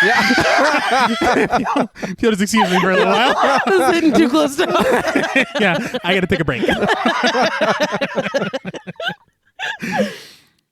But Carmen screams as Rosemary leaps after her, clawing her throat with a growl as Carmen is able to make her exit from the restroom. As the music picks up, Carmen's screams are echoed by Nancy's on screen as Jerry stalks toward her with a knife. Carmen frantically tears through the curtain, bathed in alternating blue and red light as she is lost in its folds, screaming for help as blood pours from the wound at her throat. So I was like, is this a documentary? This fucking plays about us. But she screams for help as the screening continues, Jerry's knife finding purchase in Nancy's back as Kathy shields her face on Ken's shoulder and Hannah does the same on Tommy. Cheryl clings to George as Nancy is stabbed repeatedly, her screams filling the auditorium along with the ripping guitar solo in the score. Are they watching Zodiac? I was like, what? Well, Yeah. Carmen finally finds her way through the curtain, and her silhouette dashes past them as they flow behind her, and Rosemary follows wildly. I just want to say this shot is fantastic. Yeah. There are red lights on the left with the curtains, Mm-hmm. the blue light of the projector screen cast against the wall in the background, and then the yellow light of the sign for the restroom. This is the color of Italian horror. Yeah. When I see this, I'm like, I'm home. Yeah. But I did want to talk about the cinematographer, John Lorenzo Battaglia. All right. He actually shot Lamberto Bava's first two features, but he was the camera operator for Mario Bava's A Bay of Blood, All right. and he was the camera operator for the underwater sequences in Dario Argento's Inferno and Phenomena. So this is what I'm talking about, where it's just like this group. Yeah. It's amazing. And they work well together. Yeah, clearly. But Carmen hides in a closet, peering through a crack in the door as the demonic Rosemary looks around for a moment, but eventually continues onward. Carmen sighs in relief, and we're taken back into the auditorium. We see Werner reaching his hand out for Liz, but discovering that the seat next to him is empty. And we finally see where Liz is. Under a red light, Liz is making out with her lover between the curtains nearby.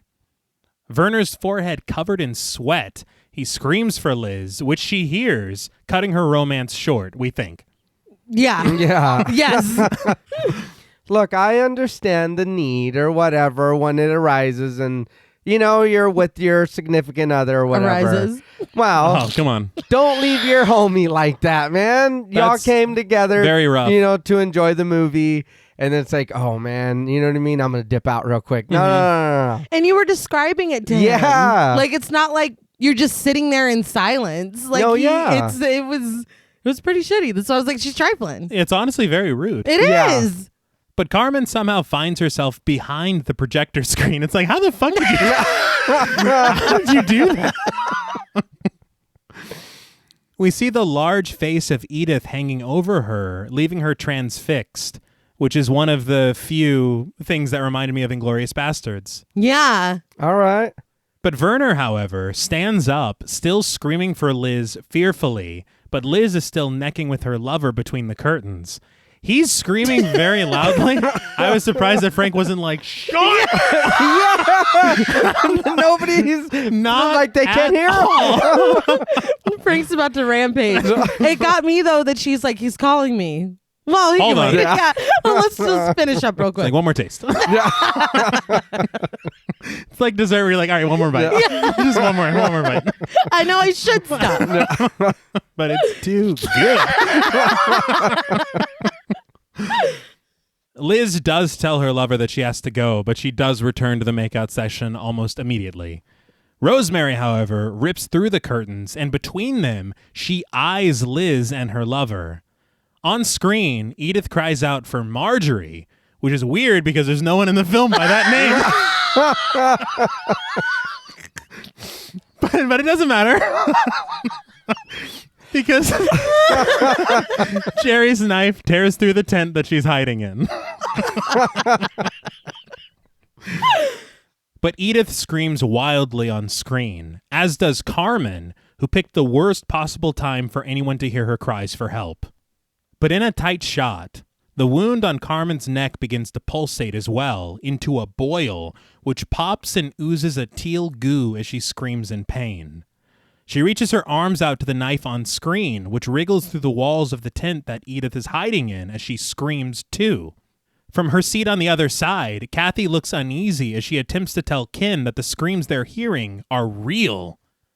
Ken tries to calm her down, telling her that it's just the Dolby system. Not the Dolby system. It's like, you work for Dolby, dude? Like, who says that? It's amazing, isn't it? He surrounds you. But Kathy insists that there's someone behind the screen. As the frenzied terror continues on screen and behind it, Edith howls, covered in blood, and just as Jerry's knife rips through the tent again, Carmen tears through the projector screen and collapses on the stage in front of it. To anyone else, did this make you think of Jada Pinkett and Scream 2? Fair point. Yeah. Right? Yeah. I was just like, this poor lady, you came with your friends to watch a movie. You're a demon. She's a demon. The night's not going. Yeah. That's how we're ending the night? Yeah. That's bullshit. I just wanted some popcorn. Yeah. Didn't count for all this. I will say that's such an interesting point that you're saying, because I feel like that's one thing that the film could do a little bit more is talk about this art imitating life imitating art, because it's happening right in front of us. Yeah. And that's something that they do talk about a lot in Scream 2. Yeah. In the classroom scene. Mickey. As we all know. Played by Timothy Olyphant. But I did want to point out, Farini, who is brought in for script rewrites by Argento, he had said in an interview that this was his biggest contribution to the film, holding off on seeing the demons. Oh, okay. He said that in the original drafts that he saw first, the demons came out of the screen almost immediately at the beginning of the film. Well, from what I read, wasn't that what the anthology piece was the demons coming out of the movie screen? It would have had to have been. So I can see how it's like, okay, that's the movie, let's get to it. But I think it is smart to wait. Yes. Because again, you have this kind of like, it's building, and then once the cork pops, it's it's a wrap. Like, it does not stop. Yeah, that takes away a little bit of the punch of it too later when you do see them. Yeah. Because if we see already what they look like when it happens later to the people not in the movie, then it's like, oh well, we seen that. It's like, yeah, of course. Yeah. I know these guys. Yeah. Naturally. And it does help with the pacing for sure. Yeah. You know what it honestly reminds me of? It reminds me of that moment in From Dusk Till Dawn where it shifts. Yes. And then now you're like, oh, this is the movie we're watching. Yeah. Oh, this is what we came for. Yeah. Got it. And I do want to say that I love the editing of this sequence as well, the way that it cuts from the film within a film to the film we are watching, and the way that the tear through the screen echoes the tear that Carmen comes through the screen. Yeah. It's very, very, it's honestly just cool. I don't know what other word to use. Yeah. No, cool works. Oh, okay, cool. But everyone rushes over to check on Carmen, Kin and George ascending the stage, and with all of them thoroughly distracted, no one notices Rosemary snatching a rope, slipping between the curtains in the back of the auditorium, and wrapping it around the necks of the necking Liz and her lover. I'm very concerned that you still have the wherewithal to apply this technique to steal this rope and know what you're going to do with it. It's like, this is good enough for both of them. Yeah. It's like, wow. But their lips locked in a kiss, Rosemary growls as the rope cinches tighter. Tony pushes his way through the crowd in front of the stage to check on Carmen, telling everyone that she's a friend of his. We see Ingrid shining her flashlight on them as Tony asks Carmen, who writhes in pain on the ground, what happened. She groans without an answer, but unbeknownst to the crowd, blood pours from Liz and her lover as Rosemary pulls the rope even tighter. When the two scream, Tony, Kin, and George finally become aware of the murder being committed, and Tony stays with Carmen as the men step off the stage. I will say it did seem like Liz and her lover were still trying to kiss as they were dying. I mean, they seem very focused. Yeah. They're like, no, we're doing this. Yeah. I mean, it's romantic in a way. I mean, if you don't think about Werner. Yeah. Oh, yeah. That. Yeah. Well, I mean, if he's nothing, then whatever. He's nothing. I mean, if he's not her husband, then she's just trying to live. Again, it's not clear. No. Yeah. But even if it's her dad, then I mean, you're going to leave your dad there Just for high is and dry. She's like, yeah, I'll go to the movies with you. It's like, hey, nameless lover. Meet me in the curtains. But Cheryl apologizes to a distraught Kathy, and as Jerry raises his demonic face to the camera on screen, Cheryl says that everything is happening exactly like it did in the movie. Frank seizes Ingrid's arm, asking her what the hell is going on here, but she has no response. I wonder why she has no response. Yeah. Because to her, maybe everything's going according to plan. Yeah. Because she's clearly behind all of this. Yeah. Yes. But Tony, however, notices Carmen's hand throbbing underneath her skin and steps back fearfully into the frantic noises of the crowd as Kin and George take notice as well. Carmen's hand leaks blood as her fingernails extend, becoming sharp points. She drags her new claws against the floor, leaving a scratch in the wood before raising her head to the crowd, her eyes as red as Rosemary's as she growls, and teal bile leaks from her lips. As dead veins trace across her face, she brings her hand down in front of it, her her tongue slithering long from her mouth as Cheryl, Kathy, Ken, and George react in horror. I was like, why are we just watching this? Well, it Why looks is nobody crazy. trying to... I've never seen anything like this. If you Fair have, point. we can go back to the lobby. Yeah. I thought this looked incredible. Yeah. There are sometimes you can tell that it's a puppet or whatever. No, yeah, but But it doesn't matter. No. Yeah. The special effects were done by Sergio Stivoletti, who also worked with Argento on Phenomena and Opera. Mm-hmm. And the transformation that we see is a complete animatronic in a moment. And it's so well done because the way that they use the camera, you never even really think about it. Mm-hmm. And it's very clear, but I did read that the effects were inspired by the work of Rick Baker and Rob Bottin. Love Oh, it. all right. And you can see the influence of An American Werewolf in London. Yeah. You can see the influence of The Thing. Mm-hmm. It's just so good. Yeah. But the rest of the moviegoers make their way toward the aisle. But suddenly, the body of Liz's lover drops down from above, covered in blood and hung at the neck. Mildly reminiscent of the opening death in Suspiria. Huh, all right. yeah. But as they all rush for the nearest exit, they find the doors closed. We then see Carmen's teeth are pushed out by their roots, revealing sharp fangs underneath as blood pours from her opened mouth. This is so fucking gross. Yeah. And it looks fantastic. Yeah. Yeah. That's what I was saying. Gorgeous and grotesque. Yeah. I think that might be my favorite special effects bit in the whole film. Oh, all right. All right. The teeth. Yeah. Yeah. It's 'Cause so nasty. Teeth bother me a lot, Yeah. but if I can appreciate it. Yeah. Teeth are rough. Yeah. Yeah. There's something that happens in a moment where I was like, I cannot believe how good this looks and how Yeah. horrible it is. Fair. I thought for a second that she was going to turn into a big rat. And then it just never happened. That's From the other Dusty movie. Run. Yeah. And they wouldn't have explained it here either. You don't need an explanation. I want to know why that rat was there. Just let it happen. No. But Tony shouts for everyone to get out, and they head towards the exits as well. Before Frank can join them, Carmen pounces on him, and from behind, seizes his throat with her claws, shredding his flesh and tearing it open.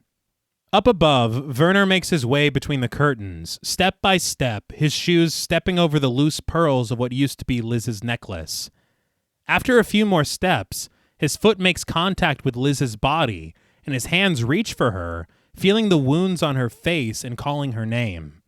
Out of nowhere, Rosemary grabs him, her claws digging into his eyes, blood pouring from his sockets as he screams.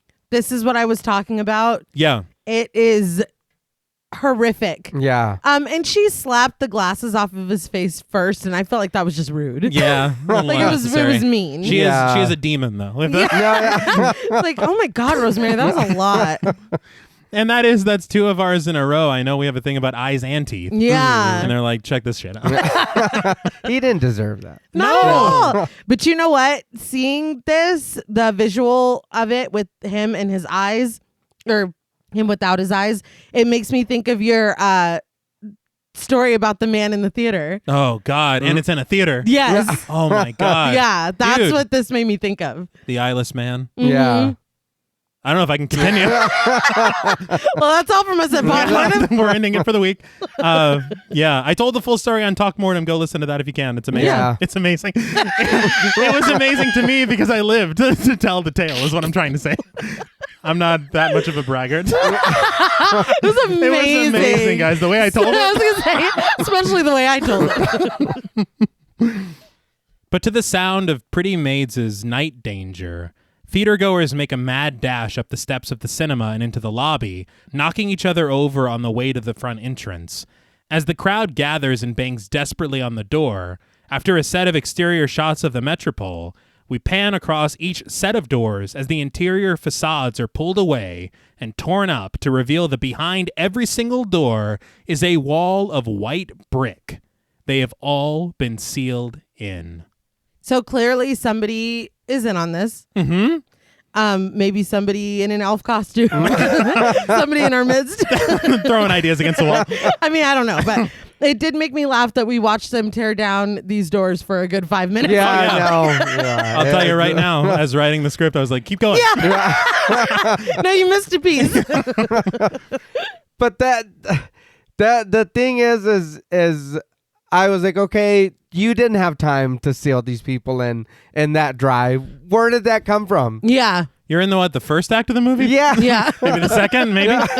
I will say the thing that got me is exactly what Nate's saying, is that now it feels like a conspiracy. Yeah. It feels much bigger than what it, well, I don't even know what we learned it to be, but yeah. Yeah. I mean, frankly, I will say the shot of them rushing the doors and banging on them, again, Inglourious Bastards. Yeah. Oh, all right. For sure. Yeah. I did enjoy that, though. Yeah. I was like, all right, this is chaotic. I'm not mad at this. But while some people scratch their fingers bloody against the brick, Cheryl grabs George, telling him that wall wasn't there before. It's What, Cheryl? What? Well, how did you hit it? He didn't bust through the brick wall like the Kool-Aid. Not the Kool-Aid Man. With Cheryl on the case, I think we're gonna be just fine. She kind of does this a lot, and then George does it once later that is just egregious. Oh Yeah. my God. I'm like, what else were we doing, George? But George tells her that there has to be an explanation, and Kin says that there has to be another way out. In the frenzy, Hannah collapses into Tommy's arms, crying that she wants to get out. She wants to go home. I think we all do. Yeah, no shit. It's like, oh, well, everyone bang harder on the brick because Hannah... Yeah. Hannah really wants to get out of here. But Tony takes control of the situation, silencing everyone and telling them that they need to search for the emergency exit.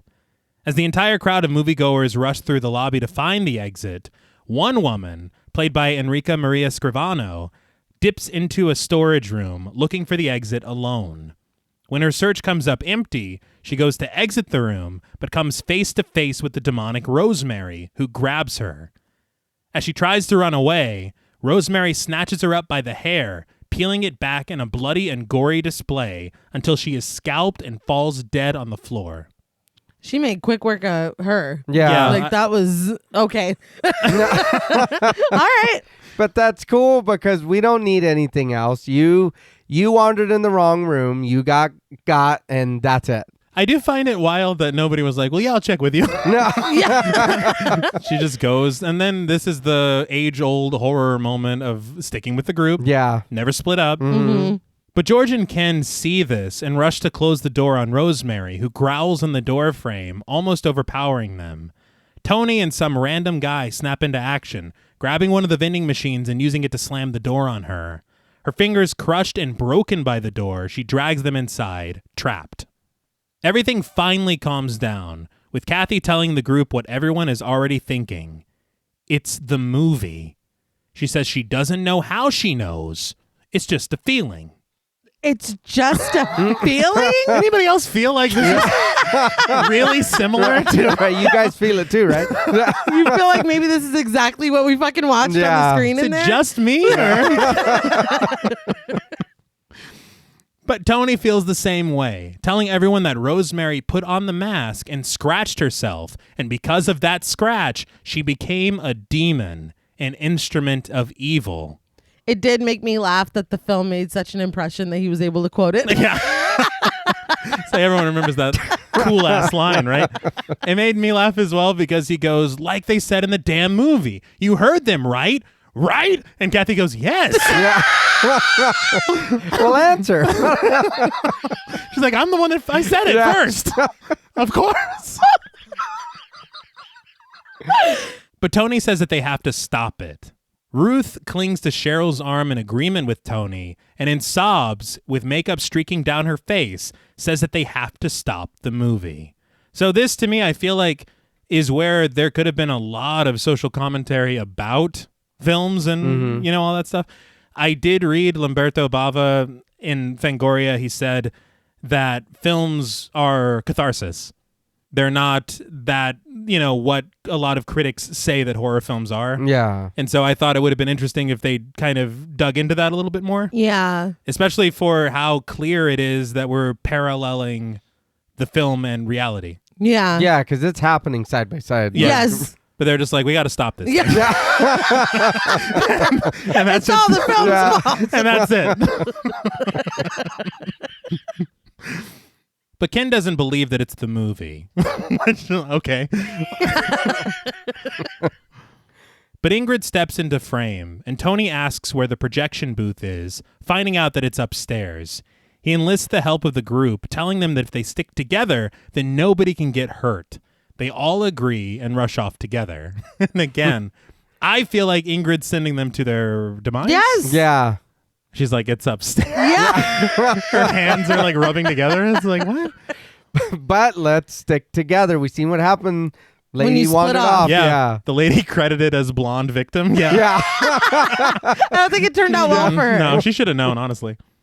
But before they make it upstairs, Tommy rushes towards Tony, grabbing him by the jacket and telling him that he lost Hannah. Tony just tells him to get out of the way, and Tommy runs off looking for Hannah alone. We then cut to the auditorium, panning through the empty aisles until we find Hannah crawling on the floor. Now, why the hell would you go back in here? Yeah, I was thinking the exact same thing. And you know that floor is nasty. Yeah. Oh, it's a movie theater floor. She's Ugh. there forever. She's stuck. Hannah lives here now. She want to go home. This is your home. But the film continues playing on screen, Jerry growling demonically as shadows dart around Hannah. But upstairs, the group finds the projection booth but can't get past the door. As Tony bangs on it furiously, Cheryl remembers the window of the projection booth and says that she can get in there. Kathy offers to come with her, but Tony tells them that there is no need, and with one stiff kick, he busts the door open. I laughed out loud because I thought there was going to be an extended sequence of them working together to climb into this room. Yeah, I thought it was going to be like Laura Croft. Yes. Yeah. And then he just kicks the fucking door down. Yeah, I don't worry about that. don't found got- this hilarious. We don't got time yeah. for that. Yeah, no. But the camera follows him through the wall, his silhouette through the outside window in the hall, cast through the red light of the projection booth. When they find another door inside, Tony busts through that too. This room is filled with large computers and 2 projectors, which Ken discovers are automatic, working completely on their own without a projectionist. So again, feels like some kind of organization, Yeah. maybe. Who made this movie? Yeah. But Cheryl eyes the reel of film being fed into the projector, but when she looks out into the auditorium through the window, in the reflection of the glass, she sees a flash of the face of the man in black. She's taken aback, but doesn't say anything to anyone. And this, again, where we have this overlap of, oh, I met this man today. Mm-hmm. I saw his apparition on the subway before I met him. Yeah. I'm seeing it again. Oh, shit. It's also the man in the film. Yes. Yeah. It probably is not connected at Yeah, all. at all. I'll just keep this to myself. And I think I would have loved a knowing look or something whenever they first see Jerry on the film. Yeah. For Cheryl to be like, kind of weird. Even confused. Yeah. Yeah. But Tony leads the group in destroying the projectors, and after he busts them to pieces with a stool, he tears the film loose from the projector, successfully destroying the film. It made me laugh because I wrote, why can't you just smash it? Well, And then he goes, smash everything. like, yes, that's yes. Yeah. What was funny to me was the way they were like, there's nobody in here. It's running on. It's like, dude, somebody's got to maintenance this. This shit just doesn't take care of itself. No. It is on a timer, but somebody has been in here. Still, This is not naturally Yeah, occurring. no, it's 1985. Who fed the film? Yeah. Was it Ingrid? I'm just like, This was great, though. And it's red, right? yeah. Yeah. We love to see it. But as Go West's We Close Our Eyes begins to play, we are treated to the city lights of Berlin, the headlights of cars pouring out of a tunnel. But we then hear this song through the car radio of Ripper, played by Lino Salemi. The camera pulls back to reveal his passenger, Hot Dog, played by Giuseppe Mauro Cruciano. They continue down the road, the streets populated and illuminated, and the camera finds 2 more of the gang in the back seat, Nina, played by Bettina Ciampolini, and Baby Pig, played by Peter Pitch. Baby Pig. Indeed. I love the name. But this is very much Return of the Living Dead. Yeah. Yeah? And I love how much time we spend with them just vibing because Yeah. nothing's happening. But it's so strange to me because we're this far in the movie. I'm like, who the hell are these guys? Yeah. We just destroyed the projectors. It's like, new movie. What? what? It was a bit confusing. Yeah. One thing I will say is I think that they could have, when we see Cheryl on the subway at the beginning, maybe we see these punks too. Okay. So that it's like, you know, they seem like nobody right now, Yeah. but we'll pick up on them later.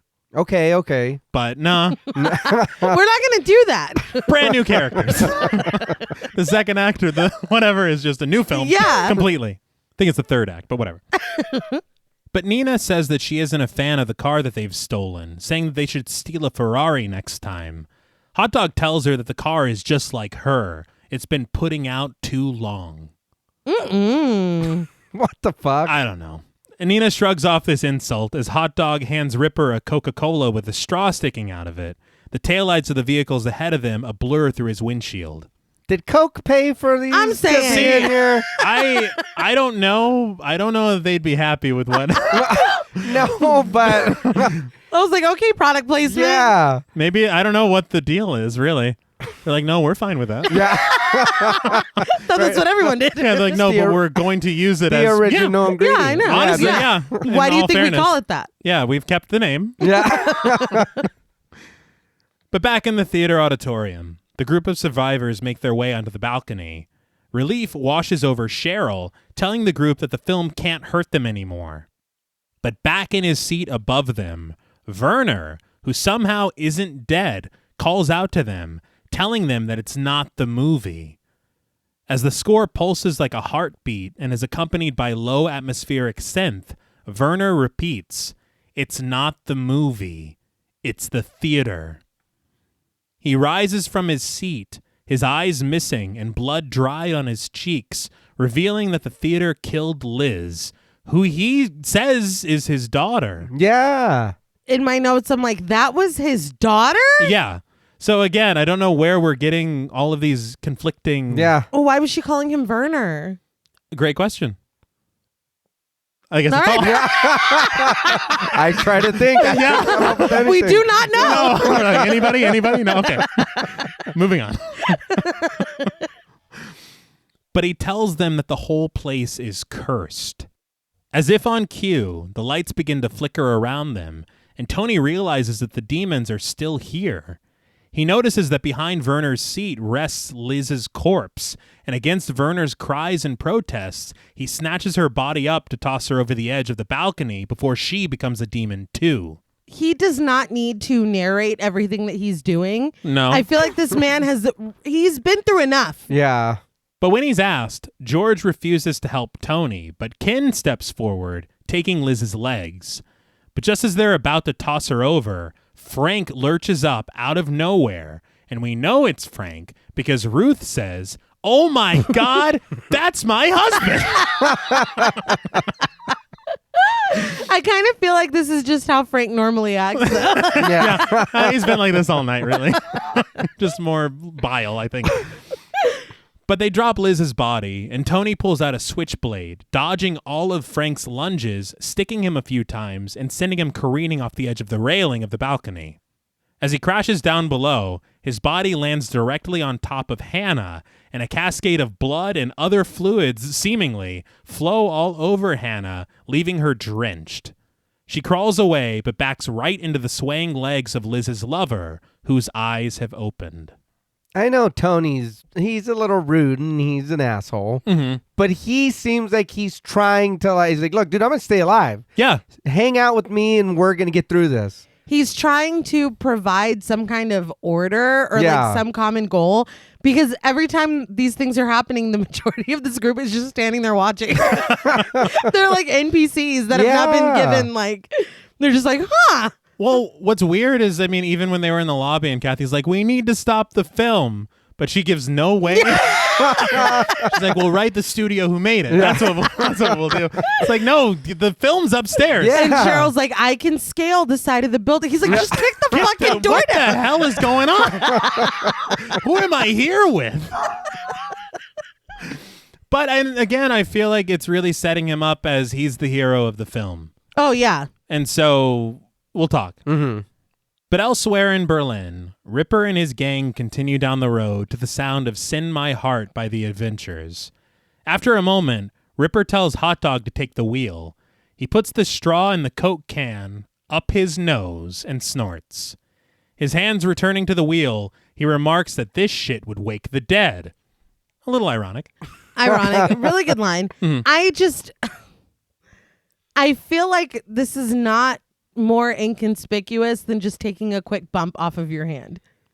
You're putting the straw in your nose. Like, Yeah. I feel like If you're at a red light, you're taking, No, you're yeah, taking the long way around well, you for remember for nothing. but if it's full, it's easier to put the straw in your nose than while you're driving. Try to put a bump on your hand or maybe we on the don't key. do this while we're driving. Do they look like yeah. they care about? No. But you remember on Final Destination 2 when the guy was doing it? Yes. And then he was getting away with it and he's like, fuck you, Kappa, or Yeah. whatever. Yeah, he did. So I feel like which is better, really? Yeah, I But don't- if he had that straw up his nose Uh-huh. and the cop drove by, he wouldn't have gotten away with it. That's true. my point. But if he's just like, this is how I drink. yeah, Like if he leans over earnestly through the calling the window. police. It's like, officer, I'm sorry. This is yeah, this is the only way Still that I can arrest drink. him. Yeah. check that can. Get this guy off the streets. But this would be a good way to make sure that the scat gets snorted instead of getting the finger to open the bottom Now, and it Now, fall yeah, out. that's egregious. Yeah. We're not talking about that right now. But back in the Metropole, the group still on the balcony, Tony tells them to rip out the seats to make a barricade to block the entrance into the auditorium. George notices the cord that Frank used to climb up to the balcony and says that they have to undo it. As he goes to untie it, Tony hands him his switchblade, which is still covered in Frank's blood. He stands there, frozen with it in his hand, and Tony asks if there's something wrong. But absolutely drenched in sweat, George says that there is nothing wrong. There's clearly something wrong. That pilot, that pie, that knife looks like you sliced a pie with it. But Tony turns to the group, unsatisfied with the speed at which they're tearing the seats out. He tells them that it looks like they're scared of breaking them and offers to demonstrate how it's done. He says, I'll show you once more. Well, damn. I think this is an emergency. But just as he goes to kick one of the seats, which is really his secret move, Liz, now a demon herself, lurches up and chomps down on Tony's leg. He screams, snatching the knife from George and plunging it into Liz's head over and over again. But just as she tears his flesh from the bone, Liz's lover rises up from behind Tony, seizing him and oozing goo from his mouth directly into Tony's. Ew, not in my mouth. This is giving Prince of Darkness a little bit. All right. All right. But he did tell him to cut the rope. He did. He did. He got, I feel like maybe a little too comfortable. He was not, his defenses were not. True. But I was not expecting this at all. Like you said, the way that he's leading everyone. Yeah. I was very surprised. And it's funny, first of all, the couple that stays together. Obviously, yeah. But the other thing for me is that when you look at Tony and what he, it seems to be what he's embodying. Yeah. He's the hero that's going to save them all. But then not only does he get bit, but Liz's lover is like, no, we're making sure. There's no coming back from this. But George watches as all three of them tumble off the edge of the balcony, get caught, and hang on the rope of Liz's lover. George slowly picks up the switchblade that Tony dropped on his way down and saws at the rope reluctantly until it snaps. As the three bodies hit the ground, Hannah screams, which Tommy hears from the lobby and calls out to her. Hannah makes her way through the curtain to the sound of his voice, and under blue lights, Tommy grabs her by the face, silencing her. He tells her that everything is okay, that it's him, and the two embrace. He notices that she's covered in blood and other liquids, but she tells him that it isn't hers. But when she notices that he's bleeding, he tells her not to worry and that it's just a scratch. No! Yeah. No. I know what that means. We've seen enough zombie films. Yeah, I know. It's like, why are you getting weak quicker? Well, you're all clammy. Yeah. Quicker. Your Why eyes is are it sunken sweaty? in. Why are you eating me? This is really weird. He's like, I'm fine. I will say that this sets up a pretty fantastic misdirection. Mm-hmm. Yes. Just like, as you were saying earlier, throughout the entire film. Mm-hmm. But Ripper's gang continues on, this time to the sound of Billy Idol's White Wedding. Bop after bop. Yeah. I was so excited. It just made me laugh because it's like, this just feels like a music video after a while. They're not doing anything. Not at all. I told you, just vibing. But as they round a corner and follow behind a double-decker bus, the group attends their own white wedding, taking more snorts from the communal Coke can. That was good. Thank you. But when an argument breaks out over whose turn it is and who deserves to snort the drugs more, a three-way tug-of-war breaks out over the can, and Nina, Hot Dog, and Baby Pig spill the contents on the floor of the car. That's a sentence I never thought I'd say in my entire life. That was wild. It's like, when was the last time you slept? Oh man, it was hot dog. Baby Pig, it was a Coke can, they spilled it all over the contents of the floor, and Ripper was pissed. dude. That's really just bad. a testament to this movie. But Ripper screeches to a stop, the yellow light of the interior highlighting the anger in his eyes. As the blue light of the night pours in through the windows, he furiously tells them to pick up every last gram. I'd be so mad, dude. If that's all, we like threw all our Coke together in this can and we're dry, and then you spilt it. I feel like that's irresponsible. Well, yeah.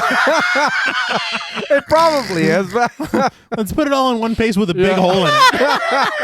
I think the thing that gets me is that everything was fine a second ago. They're just passing it back and forth. Yeah. And Yeah. they're like, no, I deserve more. Yeah. It's like, why are you... We're in a rotation, and Yes. I really feel some type of way about that straw going up everybody's nose. Yeah. That really bothers me. I don't like that. They're very close. Not that fucking close. But back in the auditorium, the group continues smashing rows of chairs, tossing them over to the entrance to the balcony, blocking and barricading themselves in. But back in the car, the group uses razor blades to scoop up every last gram as they were ordered to. Absolutely zonked with bloodshot eyes, Ripper just keeps telling them, all of it! All of it! Baby Pig tells Ripper to chill out. I was gonna say, Ripper, chill. We're working, dude. Calm Yeah. down. He means business though, because he pulled the car over. Yeah. He did. It's like, we're not moving another mile. We're in a stolen car, dude. That's true. He's like, now pick up the cocaine. But Baby Pig rightfully tells Ripper that it's clear he's had more than his share already. Yeah. But Ripper seizes him by the jacket, threatening him, which the I was tired. Instead of Baby Pig, I said, which the piglet takes in stride. I mean, technically, It is. I'm not wrong. That's his name. Name's gone. I'm dizzy. The fact that your mind just converted it. Yeah. Like, I know what a baby pig is. All right, God damn it. I'm not calling him. I'm not stupid. I'm not part of the gang. Yeah. It's like I'm Baby Pig. Piglet to Yeah, you. yeah. I don't know you. You're a piglet. But under the red lights of the auditorium, the group continues their barricade, George asking Ken if he thinks that this will actually stop the demons. Ken levels with him. He says, no, I don't think so, but don't tell the others. George asks how many he thinks there are, and Ken says that he doesn't know, but he'll tell him one thing. This is the last complimentary ticket that he'll ever accept from anybody ever again. Nah, you're right. Very good. We're not getting out. No, Yeah. we're going to die tonight, aren't we? It's like, how optimistic of you. George and Cheryl agree with him, but Ken, who is somehow in charge now, directs the attention of some of the cinema goers, telling them to watch the railing in case other demons try to sneak up, and ordering others to start banging on the wall. He says that maybe the cavalry will hear them and come to their rescue. Here's the thing. We know that the theater is full of demons. Yeah. So let's alert them all of our position. Exactly where we are. Why? I don't know. I think that's it's optimistic, and people really remain very foolishly optimistic They as do. it continues. But as Billy Idol growls from the car radio to be taken back home to the verse, Nina announces that she's finished cleaning up the cocaine and shows Ripper a photo that she's holding for some reason of herself when she was a 1-year-old. I don't know either. No. I don't know. Ripper makes a disgusting comment that I will not repeat, which rightfully irritates Nina. It was mean and gross. Yeah. And her reaction to it, because it was like, this group, it doesn't seem like they're very sensitive. No. Ripper is mean as fuck. Yeah. And we're all just letting him be in charge. So Yeah. I figured that this is just how he talks to people. But she leans back in the seat and she's like, fuck you. Like, Yeah. she's upset. It's like, I don't care if you're the leader. Yeah. Like, she did not appreciate that. Which again, this And neither did I. No. But this dynamic, and frankly, as the film goes on, doesn't mean shit. No. No. Yeah. It doesn't matter at all. Him being their leader, her standing up to him, doesn't mean anything. No. But Baby Pig notices white powder between Nina's breasts, calling it snow in the valley. We have a name for that? Like, either he's really quick or this is like a common occurrence. This happens all the time. But he scrapes it up with a razor blade and then sensually opens her vest, revealing her breast and scraping the razor blade against her nipple. I knew when shit started getting wild that we were not getting through this film without seeing a titty or two. Yeah. No. Well, you know, it's that. Yeah. We don't get a set. We just get the we one. get the one. Yeah. Well, so your estimate was correct. Oh, a Yeah. titty or two. I was right. And right now my note and I was like, I don't know about the story, but I'm all for whatever's going on. Like, be careful with the razor blade, the nipples. That's very dangerous. Well, yeah. We learn. yeah. One thing I will say, there's definitely some sexual tension here. Yeah. But it's like, did I miss a chapter in the story of Baby Pig and Nina that is necessary? Because am I supposed to be feeling like, oh, wow, they're finally, will they, won't they? Yeah. Will the piglet get with Nina? I don't know. But and now here we are, and it's like, oh, they're finally whatever. But it's like, I've only known them for like 5 minutes. Yeah. All we know is they all like coke. They stole a car, and Ripper's mean. Yeah. But Baby Pig gets a little too close with the blade, drawing blood from her breast, which causes her to recoil and grab him by the face, calling him a prick through a growl. Baby Pig tells her that all the shit in the air must be what's making her so gutsy. And again, it's like, oh, so she's fucking sick of this. Yeah. She's telling everybody basically to fuck off. Uh-huh. So I want to see where this develops, and I love this for her. Exactly, Yeah. because Nina's never like this. No. Yeah. But back in the auditorium, everyone is following Ken's orders, banging on the walls to get the attention of passers-by. But outside in their car, Ripper and his gang hear the noise coming from the theater, shrugging off the sound as probably coming from a movie being shown at the theater, and the group just settles back into their vehicle, Nina snorting some of the cocaine that she collected. But as the pounding on the walls continue inside, Kathy cautiously makes her way over to the barricade when she sees that it's moving. She screams for everyone to stop and to listen. As the room goes silent, the barricade begins to creak and move. Kathy clings to Ken, asking him if they're coming. But after just a second of observation, Ken tells her that it's nothing, and it's probably just the seats settling into place. Really? They were shaking. Yeah, that's not settling. No, fuck no. But he tells her to relax, reassuring her that the demons can't get through there, and orders the group to keep pounding on the walls. Because if there's one thing that this group can do, it's work together to break shit. Yeah. And because that's consistently, they're, you know, batting 1,000, 100, I don't know. I don't know, you're like sports? What's the expression? They're doing very well. But from below and through the seats, Werner climbs up through the aisles as eerie music rises. Meanwhile, Hannah and Tommy continue onward on their own, but at the sight of an unfamiliar shadow, they dart in the other direction up a staircase. Back on the balcony, George breaks through the wall with a fire extinguisher, peering through the hole he's created.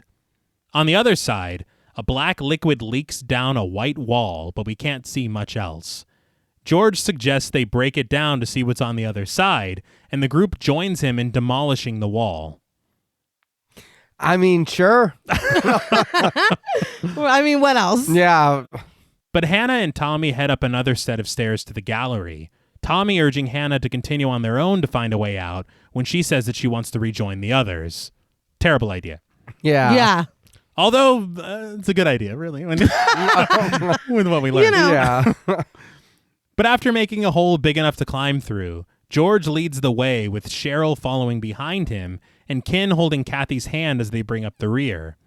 Ingrid, who I still wouldn't trust, follows them too. Yeah, I was a little surprised she was here. I was like, she's She's not pulling the string somewhere? Yeah. And why do you look scared? Yeah, you know what's going on. Yeah. But George peers into separate doorways, coming up empty on an exit. They walk down a short set of stairs with other cinema goers, finding a large room completely sealed by a tall wall of brick. Cheryl begins to panic, which George tells her isn't helping. It's not. Like, Cheryl, please. But others in the group succumb to their fear as well, as the camera traces the thick walls that seal the group in. This gave me very much Evil Dead vibes. Very, very. And I was like, I love that. I was like, thank you for doing that. It's the movement of the camera, and it's great. This is something that Kurti in the book had mentioned as far as Mario Bava kind of using the geography of buildings against his audience. Mm-hmm. They said that he often had rooms in places that made no sense. And having explored some of his filmography, I don't know that personally from what I've seen. Mm-hmm. But apparently this was supposed to be almost an homage from Lamberto Bava for his father. Aww. Oh, all right. But the camera pulls back from their barricade to find the entire group back where they started, dismayed and defeated on the balcony. Outside, a police car pulls up next to Ripper and his gang. An uncredited pair of officers greet them, and Ripper apologizes to them feverishly, asking if they're parked illegally, but reaching for the wires to hotwire the car. He goes, if you'll just give me a second. It's like, we can see you. Yeah. He did too much coke. He's not thinking clearly. But he says if they'll give him a second, they'll be on their way. The officer riding passenger shouts for him to hold it and asks for his license and registration. Ripper tells his gang to bail, and all four of them rush away after awkwardly pushing the officers. Yeah. Yeah. This escalated so quickly. Well, they kind of let him go by. They did. But they head into an adjacent alley. Feeling as though they've reached a dead end, a door suddenly opens on its own, red light pouring out of it, and the four of them rush right into the Metropole. I think for me, this is kind of lending to what Werner had said about the theater being in control, the theater being haunted, so to speak. Yeah. I think it's something that they don't really delve into as much as they could or should. No. Not at all. Because, I mean, to me, if we're not going to explain there's no organization doing this. Yeah. If it's the theater building these brick walls, it's the theater confusing their geography, trapping them. Yeah. That's cool as hell. It is. But didn't Frank say that somebody renovated it? Exactly. So did it do it itself? Yeah. These are concepts that are really cool, but Yeah. nobody... Yeah. It's like, look, we're not here for this. Yeah. Show me another blue biled mouth. But as the gang heads inside, someone else rushes out and hides behind a car in the alley. You could have seen that dude go by. Yeah, he sprinted. Yeah. But the thing is that they would have had to have held the door for him. Yeah. Oh, you're leaving? Okay, yes. They're very polite, this gang. Right this way, sir. But as the officers round the corner to investigate, they hear the sounds of movement behind the car.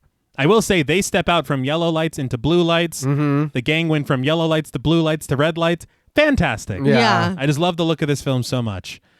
But the officers slowly step behind the car, guns drawn, to find the demonic Werner. He lurches up, slashing at the first officer, and the second blows his hand off with his gun.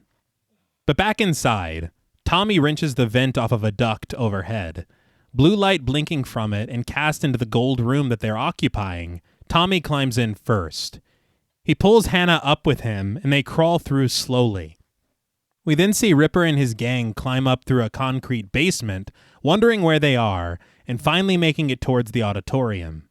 Okay, when they came in through the basement, I was like, where are they? And then they came up, and I was like, oh, so see, even that. Maybe if it would have stayed different, and like you said, and played on the haunted theater a little more, then it would have been like, oh, shit. The rooms did change as soon as they got in here. And I think that it makes me think of the Blair Witch with the woods. Yeah. Kind of leading them in a circle where nothing makes sense, but that's kind of the point. Yeah. Also, seeing the basement and them come up and say, is this Hell House LLC? Yeah. I did read Sacchetti, the first screenwriter, had said that what they initially wanted, this concrete basement that we see, this was going to be the climax of the film. It was going to take place there. Oh, okay. And it was going to be, he said, much more delving into romanticism and he said intelligent horror.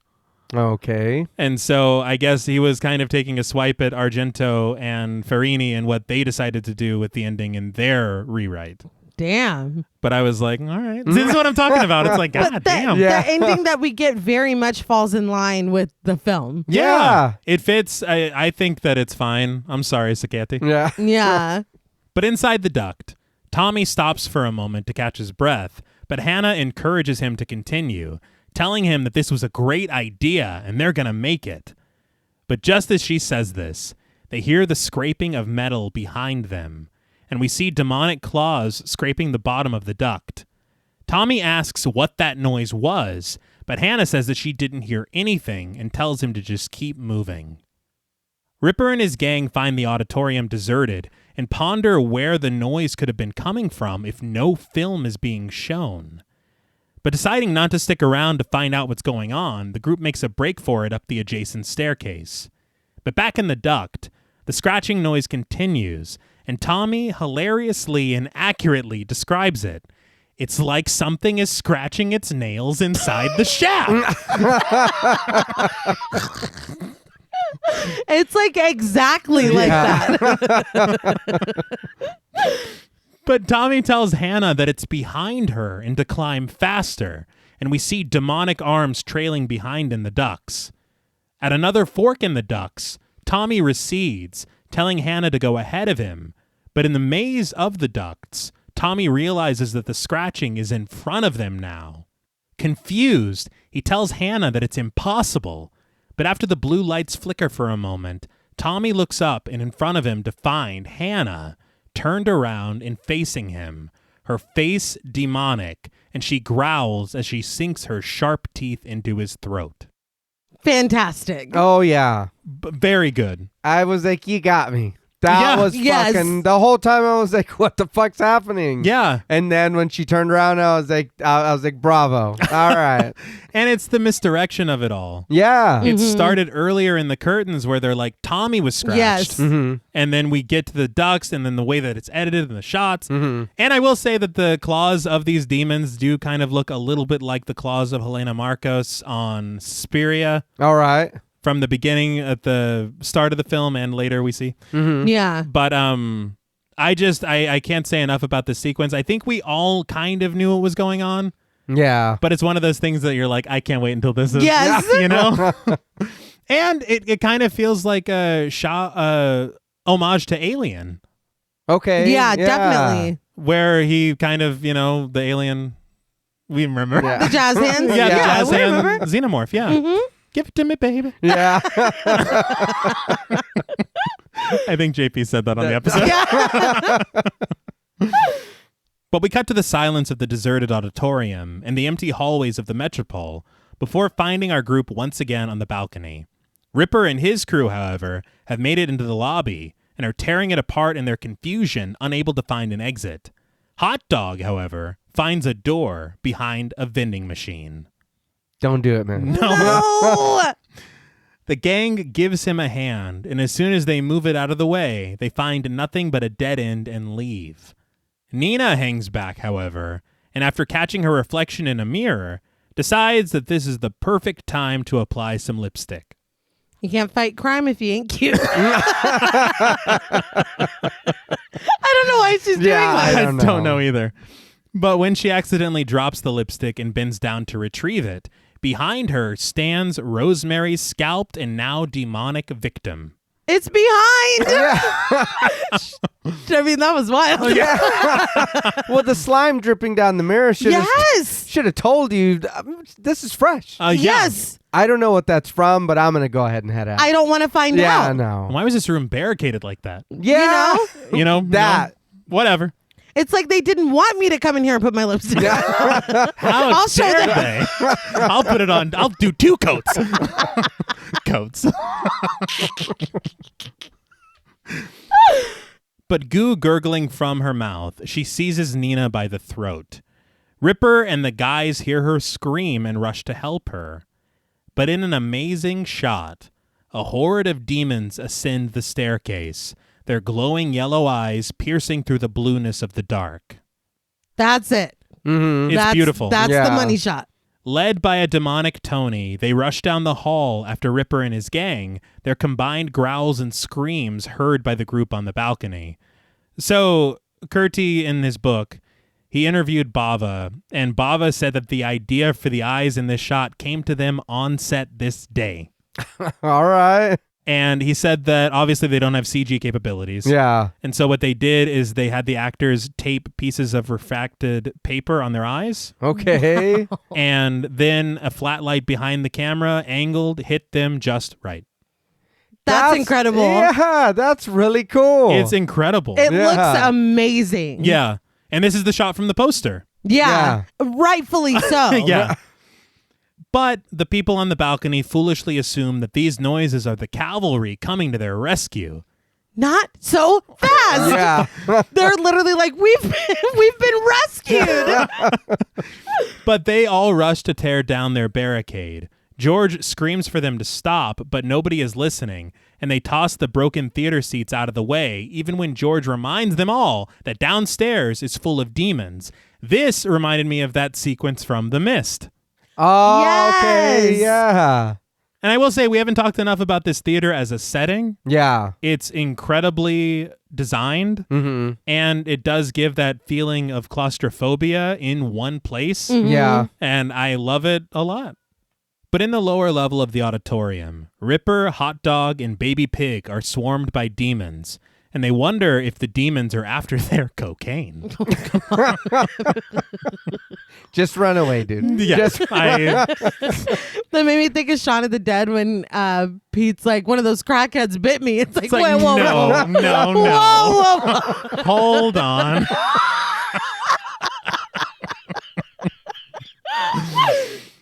But fed up on the balcony, George urges Cheryl and Kathy to follow him, and they rush away from the group with Ken. Almost immediately, exactly as predicted and expected, the demons burst through the now opened barricade, the cinema goers fleeing cartoonishly, and to no avail as they're promptly chomped, strangled, and devoured. This is mayhem. Oh, Yeah. A cinema goer is seized momentarily, but as a demon sticks its fingers in her mouth, she bites them off, blood spraying her face and down her throat.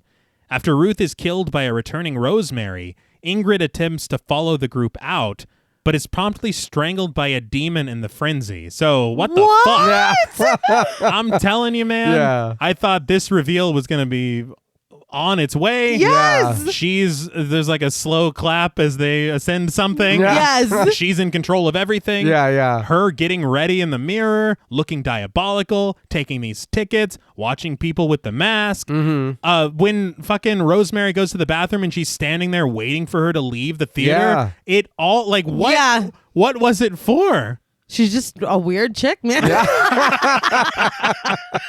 And she's the only employee here. Yeah. Yes. So she owns the theater? That's what I was telling John Paul earlier. Who hired you? How did you get this job? Those automatic projectors hired me. Yeah. Like, it's just, I don't know. It is weird because I thought the same thing the whole time. I was like, you've got something to do with this. Yeah. And then come time and it's like, oh, you're with everybody. What the fuck? It's like, what happened? And so you wonder, you're like, is this the good kind of misdirection? Or? Yeah. Or did a ball get dropped? I don't know. I don't either. But George climbs through the barricade of seats, followed by Cheryl, and they're joined in safety by Ken, who drags Kathy with him, who has fainted. I would keep a very close eye on her. Yes. Mm-hmm. And it was bugging me the whole movie because Cheryl was reminding me of somebody and I could not put my finger on it. And it was finally here that I did. It's Lulu Wilson. Okay. They favor each other in certain points to me. Yeah. That's fair. Yeah. I never, yeah. Right? One thing I will say, and this is where I kind of got confused whenever I was writing the script, Uh-huh. the cinema goer who bites the fingers off the demon, Yeah. it just looks like a random person because the clothes are not any clothes that I recognize. Yeah. Especially when we get our group of survivors into the light of this room through the barricade. Mm-hmm. But a lot of people think that Kathy is the one that was on the ground with the demon that bit his fingers off. Oh, I did. I I didn't think it looked like didn't Kathy. realize that. Yeah. And I so, didn't either. I don't know. I mean, if it was that, we'll talk. Yeah. But it looked nothing like her to me. No, I thought it was just a random person that was there. Yeah, too. me too. There was a girl that was walking around lighting cigarettes for people, and I thought it was her. Okay. But what do I know, man? Yeah. And really, does it really matter? Not No. so much, Yeah. no. But they pick up Kathy, Cheryl attempting to wake her, but when the demons begin to ascend a staircase at the opposite end of the room, they take off running. They head downstairs, George calling them over when he sees the duct that Tommy opened earlier. Ken suggests that they climb inside, and Cheryl asks if she should go first, but George says that they should help Kathy inside before anyone else. Cheryl approaches Kathy, who sits on the floor with her head down. She finally raises it, covered in sweat, and asks Cheryl where she is before lowering her gaze again. George assumes that she's in shock. It's like, what have you seen tonight? Yeah. Literally. Yeah. It's like, I'm sure it's fine. She's tired. She's dehydrated. If you're sweating too much, I'm going to be like, Yes. But when Kathy raises her head for the second time and rises to her feet, she peers at them through red eyes. I feel like these eyes really receive an underreaction. Yeah. Yeah. They're like, she's really tired. Yeah. It's Oh, like, she's exhausted. You're okay, right? yeah, you're good to get you first. Yeah. You're first up. We told you. But in a gruff voice, sweat dripping from her chin, she asks, "Who are you?" As yellow light permeates the area, Kathy slides back down to the floor and begins breathing heavily. She faces the group again, this time completely transformed. Her teeth have grown sharp, and she growls a roar at them as bile drips from her lips. All I could think is teeth grown sharp. Eyes red. glowing red. It's exactly what's happening. Yeah. It is. So maybe that's an homage there, too. Henry Selick loved demons. You heard it here You first. heard it here first. But Cheryl shrinks in terror, and Ken snaps into action, grabbing the metal grate from the air conditioning duct and beating Kathy senseless with it. That looked so funny, dude. He's like, I need to keep the duct this way every Yeah. every time. It's like, why? But as she collapses, Ken grabs Cheryl, convincing her that that thing isn't Kathy anymore. But just when they think it's over, Kathy rises again on all fours, the flesh of her back tearing open, blood pouring from the fresh wound. George directs everyone to look at her back as if we'd be looking anywhere else right now. Oh, gross. What's that? Look at that, her back. He literally look at her back. That is so fucking funny. But the sharp hands of a demon pierce through, followed by its body, black as a shadow, its eyes red, horns pointed, and teeth jagged. Well, this has never happened before. No, and it feels, you know what it feels like? And we're talking The about... rat. Yeah, well, this is their rat moment, but it's also the Evil Dead. Yeah, okay. You know what I thought? I was like, is that the thing from Cat's Eye? Is that how you're made? How you're made. We got an origin story. Yeah. Hey. But yeah, I was like, this has never happened. This has not been established. You know what's interesting is you mentioned Cat's Eye. I did read in that book that this film outgrossed in 1985 in Italy Cat's Eye and A Nightmare on Elm Street. Damn. Really? Yeah. All right. Just very weird that you said that. Yeah. I also thought it kind of reminded me of the chestburster scene in Alien. Hey, Yeah. there you go. Yeah. Just so many homages. Yeah. But this part made me laugh out loud because the demon slashes at Ken, tearing through his chest, and then just runs away. Yeah. And it disappears behind a curtain, and I was like, I guess that's all. That's all it wanted. See? Thing from Cat's Eye. Yeah.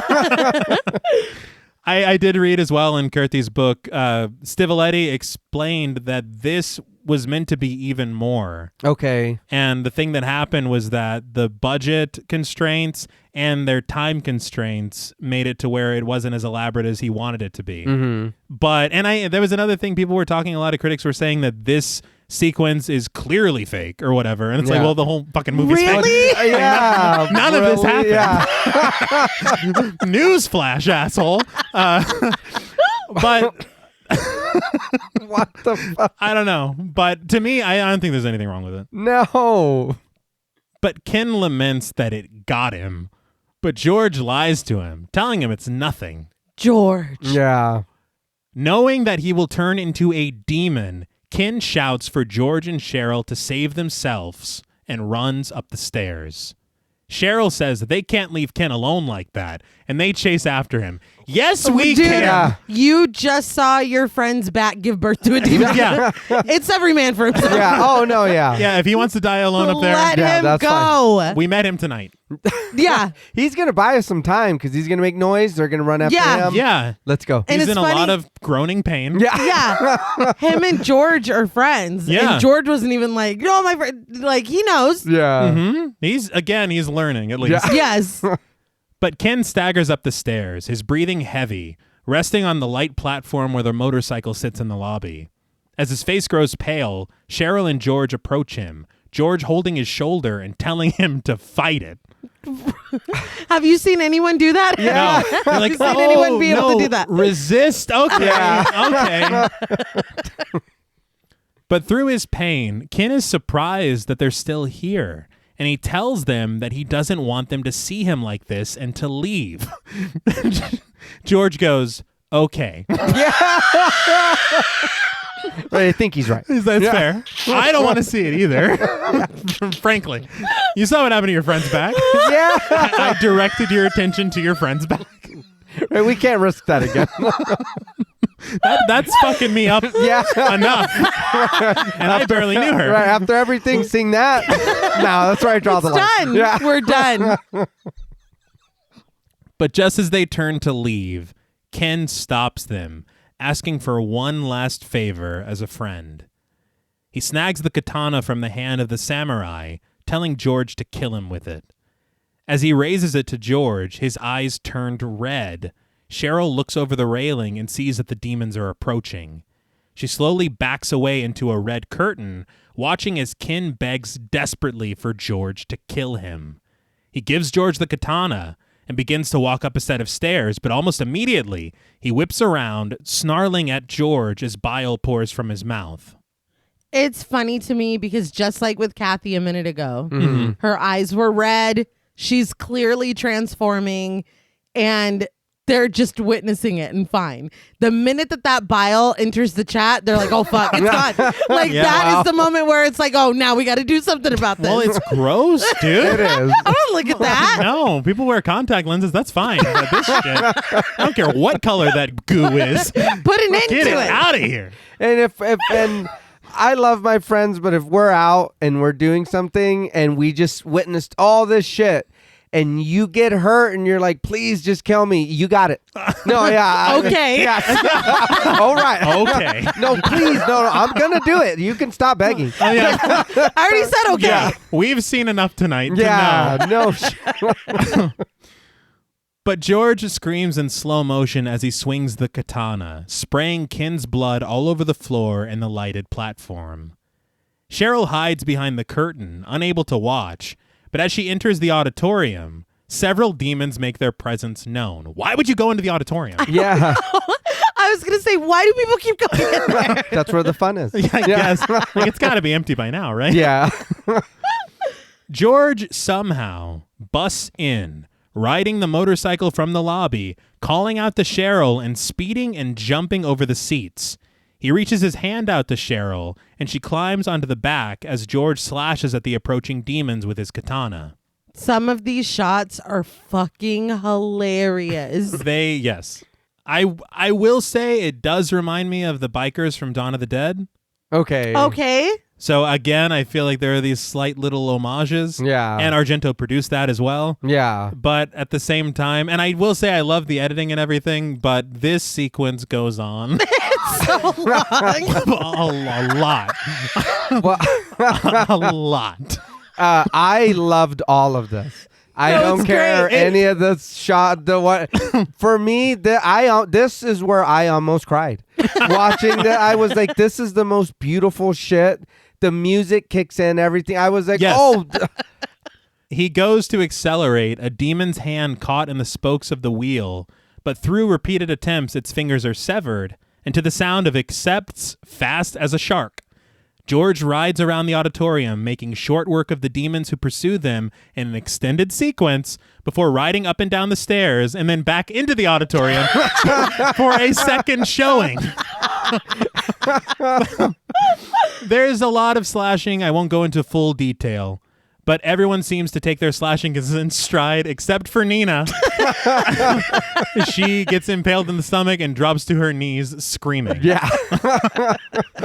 But we also see a demon seemingly snatch and slash George's arm, but this doesn't become an issue at all. No. I thought that was kind of strange. Mm-hmm.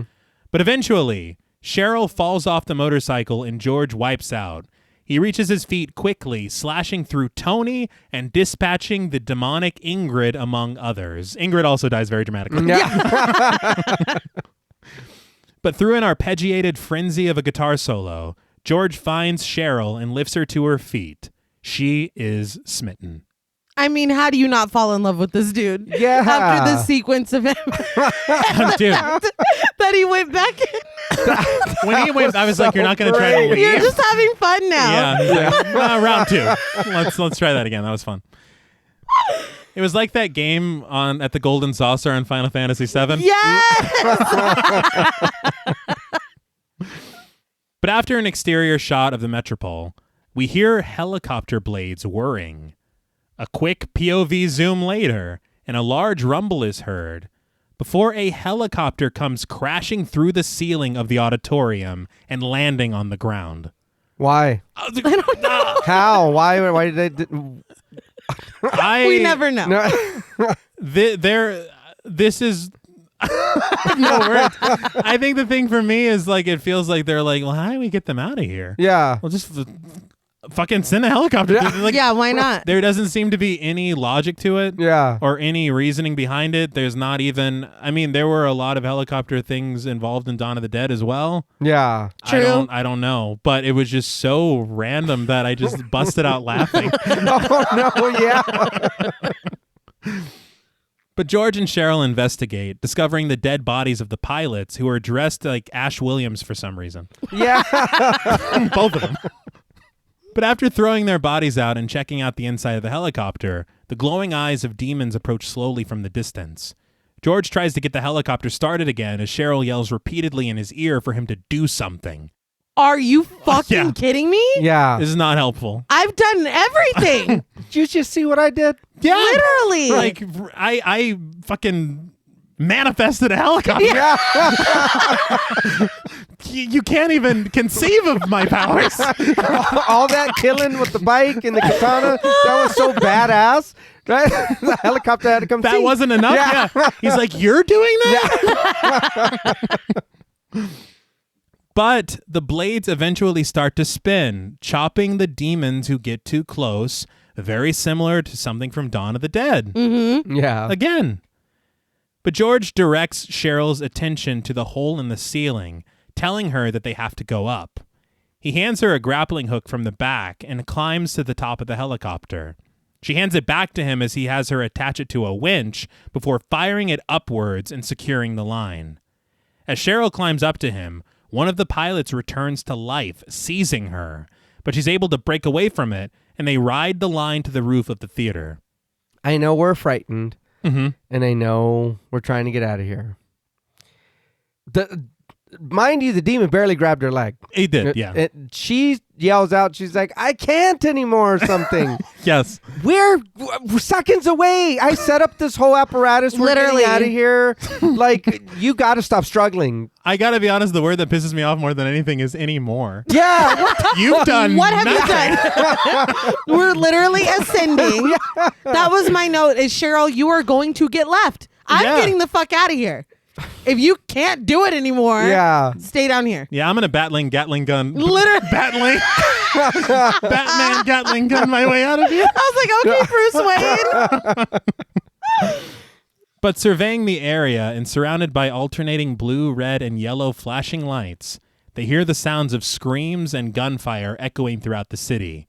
So this, to me, is Werner. Mm-hmm. He brought this shit outside. Oh, okay. And the cops probably ate a few people on their way. Yeah, Yeah. well, naturally, yeah. And here we are. It's turmoil. Yeah, as one does. As you do. Yeah. What choice do you have? But out of nowhere, the man in black approaches them from behind. Oh, it's you. What are you so happy about? Where the hell have you been? I don't know, and he won't tell us. Yeah. But I'll continue, but I have a bit to say. Mm-hmm.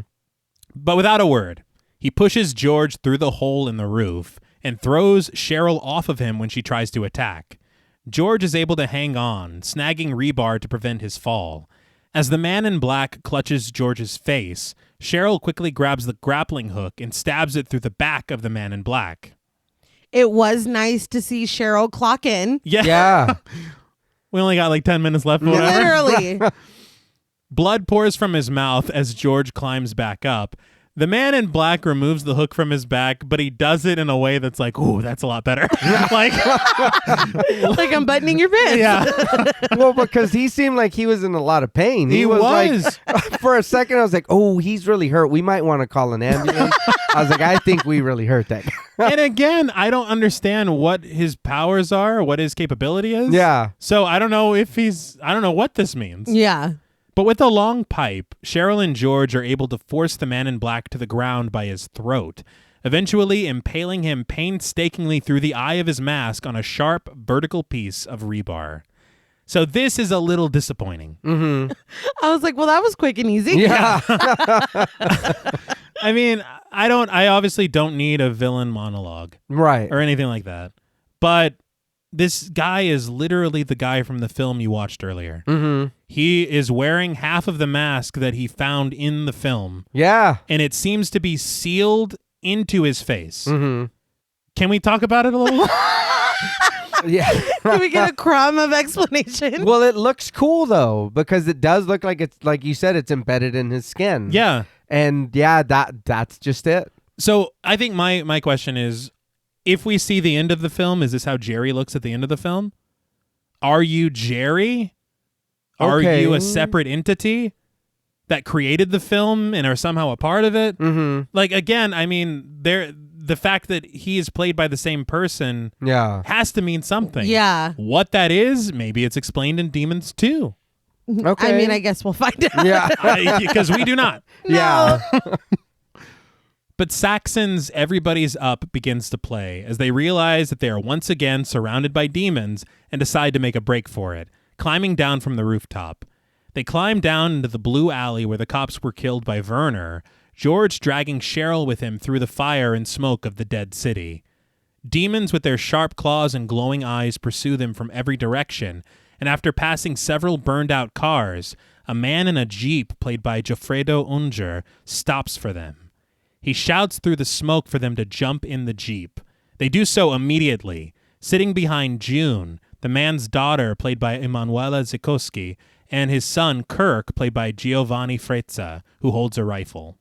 And some bread or a sandwich or something. Yeah, he's multitasking. Yeah. And apparently this kid has been in a ton of Fulci films already at this point. Really? Yeah. Good for him. I was like, wow, it's like this is a cameo, really? Maybe that's why he's so fucking casual about it. Yeah, it's like, this is normal, dude. I've been here before. But June welcomes them and tells them that there are more weapons on the floor if they want to help. When asked, the driver says that they're going as far away from here as possible.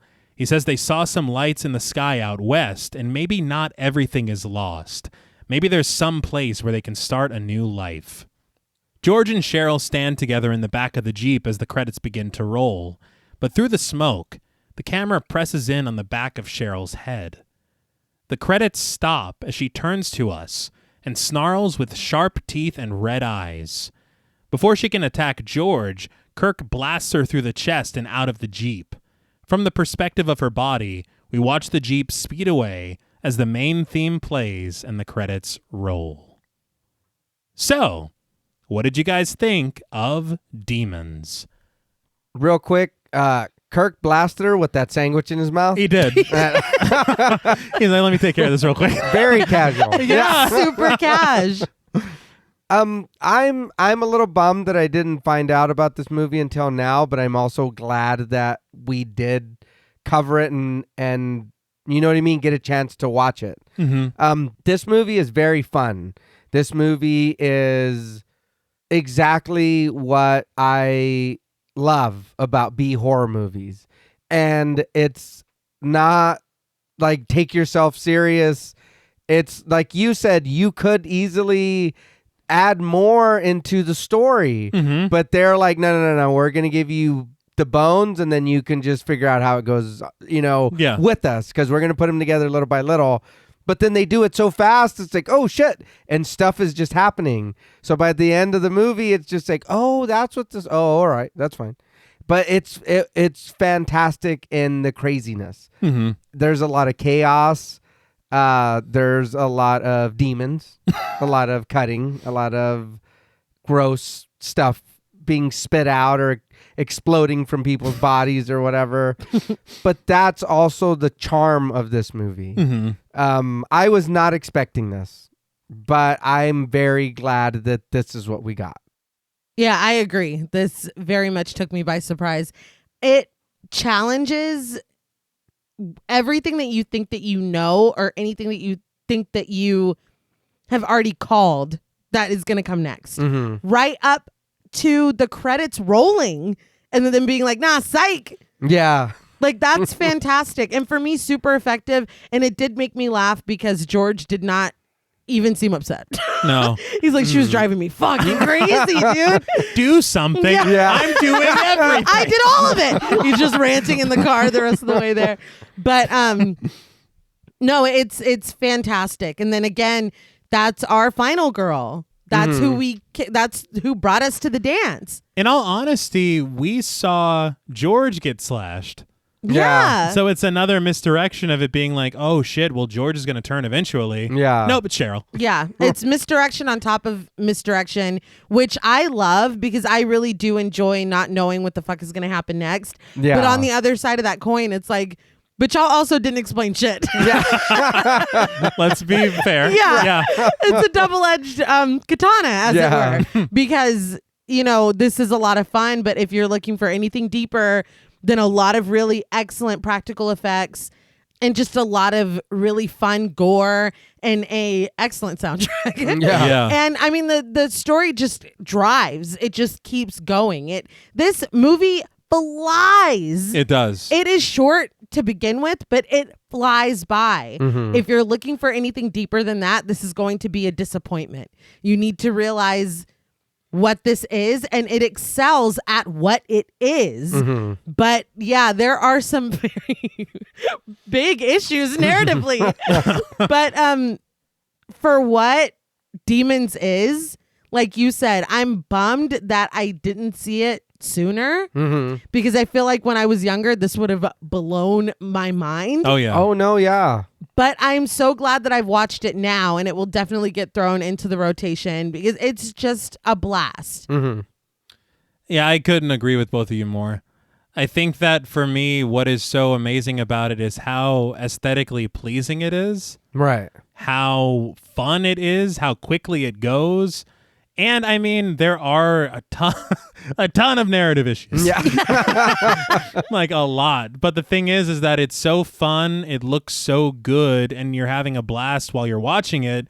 You might not even think about them. Yeah. The only time that you might is when the man in black shows up again. You're like, oh yeah, that guy. What the fuck? Yeah. Like, If you didn't bring him back, I might have just forgotten about him, Yeah. to Yeah. be honest. just think that he's part of the movie or the theater or something. Yeah. And then that's just it. He's the guy who hands out the tickets. Done. Yeah. Yeah. And I will say the issue with Ingrid is pretty egregious. Yes.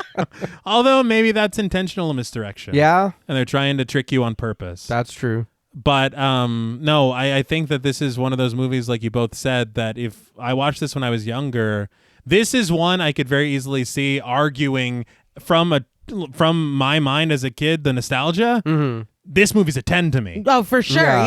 Yeah. But not having that, Yeah. it does change it a bit for me. Yeah. But that doesn't take away from how fun this movie is, how comfortable this movie is. Yeah. That's the thing about it, is that it, even though I didn't have it until like literally this week, Yeah. it feels like a film you can kind of nestle into and enjoy. Oh, yeah. Like there's just something built into it. And maybe it's because of, my love for Italian horror and the aesthetics of it, because they're here. Oh, yeah. And it is a beautiful film with a fantastic soundtrack by the guy from Goblin. Yeah. I mean, come Yeah. on. Yeah. But, I guess I'll clumsily slip into ratings. Yeah. For me, I mean, it really is all of that, the positives of it, and the performances are good as well. But the way that the film looks, the way that the camera moves, one of my favorite aspects of this film is that film within a film. Yeah. It looks amazing, this differentiation between the film that we're watching and the film that they're watching. That takes skill. And for it to feel so different, I really appreciated it. I would watch that film within a film, honestly. Definitely. It had such a good vibe, and it had like a classic feel to it. And then you come back to the reality, and there's such a modern feel to it, but with a classic sensibility in a weird way. Yeah. Like, I don't know. It's just very, very well done and well put together. The special effects, as you said, a lot of imagery that will stay with you. The transformation scene with the teeth. Yeah. Yes. That was fantastic. I mean, there's just a lot to love here. And I really want to check out the sequel now. Yeah. Knowing it's directed by Lamberto Bava and produced by Dario Argento again. Oh, yeah. I mean, what if it's a perfect 1-2 punch Yeah. Yeah. and a ton of fun? Then we get some questions answered, maybe. I hope so. That'd be Maybe. great. Yeah. Yeah. Don't get your hopes up. Because that really is my only negative, Yeah. is trying to figure out and piece together who the man in black is, why he hired Ingrid, I guess. I don't know. That's the only explanation. Don't know. Yeah. But yeah, I think that's a real loophole for me, is trying to reconcile why this man is in the film, but he's also out here. But then again, I mean, art's imitating life in other ways too. Yeah. So maybe that's just another part of it. Maybe. We don't know. No. I don't know if they know. But yeah, I just think this is fun, and one not to miss, one to check out. That's the bottom line, really, is that it is fun. Yeah, I think, is. especially the in credits fake out. Yeah. That's designed for a theater audience Oh, Yeah. yeah. to react very big to. But yeah, I think that's all from me. Rating. Yeah. We need a number. Sorry about that. For me, out of 10 menacing metallic masks, I am going to give Demons. I got to be honest, I was going to go a 7.5, but I'm seeing some of the lights in my mind again, some of these fantastic shots. I'm going to give Demons an 8. 8 menacing metallic masks out of 10. Yeah. I think that the narrative issues honestly should be worth more. Yeah. I should take away more, but there's something so pleasantly comfortable about this film. And I gotta reward that. No, yeah. But I will now open up the floor to you. I think we kind of already went over everything, but I do want to kind of echo what you're saying about how well done everything was. And for me, this movie, watching it, seeing it, and you can tell the difference in it being made, or like you're saying, being giallo and then being, as opposed to being just a regular B horror movie. Like there is a little more style and a little more whatever in it, but I feel like that only helps the B horror that it is. You know what I mean? Really. And there's so much fun. Like I said, the bike scene, that's just ridiculous. I mean, it's just rock music with him on a motorcycle, cutting off heads and riding around in the auditorium. Mm-hmm. I thought that was the coolest thing in the fucking... I was like, this is badass. Like, I was watching it, and honestly, all I could think of was... And honestly, is Ash. I was like, dude, this is our hero. This is what we're setting up. This is what... And then when he crashes and wipes out, I was like, oh, all right, well. But, I mean, he kept going, whatever. You know what I mean? I was like, this is cool. Mm-hmm. I really did like this movie. I would recommend this movie to anybody to watch if they haven't watched it. Like you said, babe, it's not, if you're looking for something more here, that's not what it is. Mm-hmm. Turn your brain off, watch this, and just fucking enjoy it and love it. Because I know I did. I was like, that's fucking great. So for me, on a scale of 1 to 10, menacing metallic masks, I'm also going to give Demons an 8 out of 10. I did enjoy this a lot. And I will be honest, I wouldn't even mind watching this again. You know what I mean? Mm-hmm. Anytime. Like, that's fun. I feel like if this could be one of those movies, like you said, if you watched it as a kid, it would be one of those movies you put on just in the background and go about your stuff, doing your stuff, and watch it. Yeah. You are watching it, but you also got to get this put away. Laundry's got to be put away. Oh, I'm going to go set the dishes. I'll turn the TV off in here. I'll turn it on in there, and then I'll finish it while I do that. You know what I mean? Oh, I'll be on the phone, whatever, but I'm still paying attention. I'm texting somebody, but you know what I mean? Yeah. It is one of those movies. For me, it's like 13 Ghosts. It's, you know what I mean, House on Haunted Hill. It's Dawn of the Dead 04. You know what I mean? Like, it is those movies. And I feel like this would be one of those movies. And it also makes me very curious about Lamberto Bava's filmography. Yeah. I want to see Demons 2. I want to see him tackle a giallo film like his father. Yeah, yeah. I want to see him do, what else is there? Because this is the first film of his I've ever seen. Yeah. And it was a blast. Yeah. Oh, yeah. I think that you guys nailed it. I think anything else would just be a bit redundant.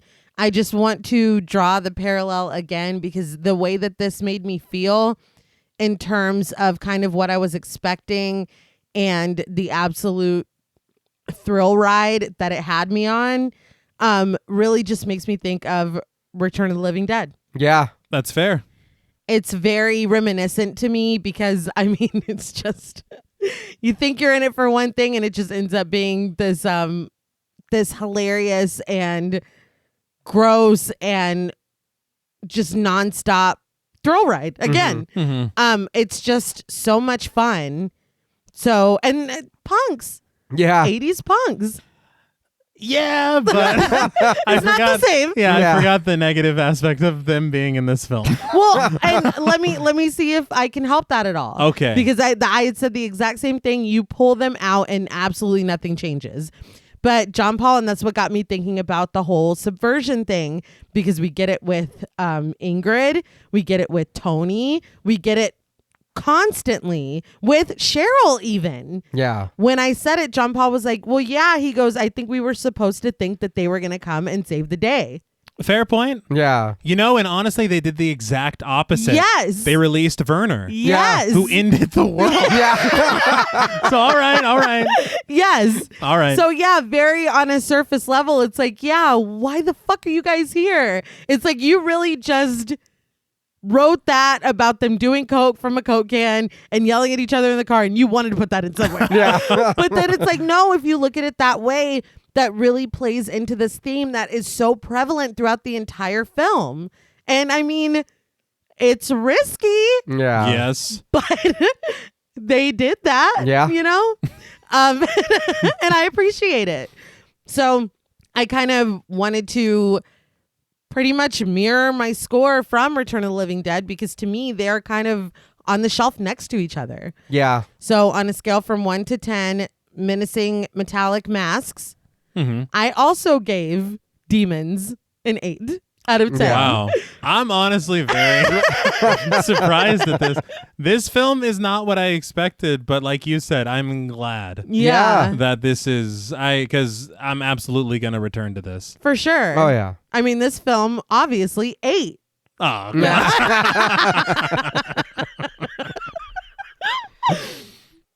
Well, that's all from us at Pod Mortem. What would you rate Demons, and what should we watch next? Let us know on Twitter at the Pod Mortem. Don't forget to follow us on Instagram and like our Stairhole Productions page on Facebook. Be sure to follow each of us on Twitter at TravisMWH, at Blood and Smoke, and at RealStreeter84. Thanks again to Original Cinematic for sponsoring this week's episode. Please consider pledging to our Patreon and stay tuned until after the music for a special thank you to our Wendigo Getter patrons. And remember, even if something is given to you for free, that doesn't necessarily mean it comes without a cost. Until next time.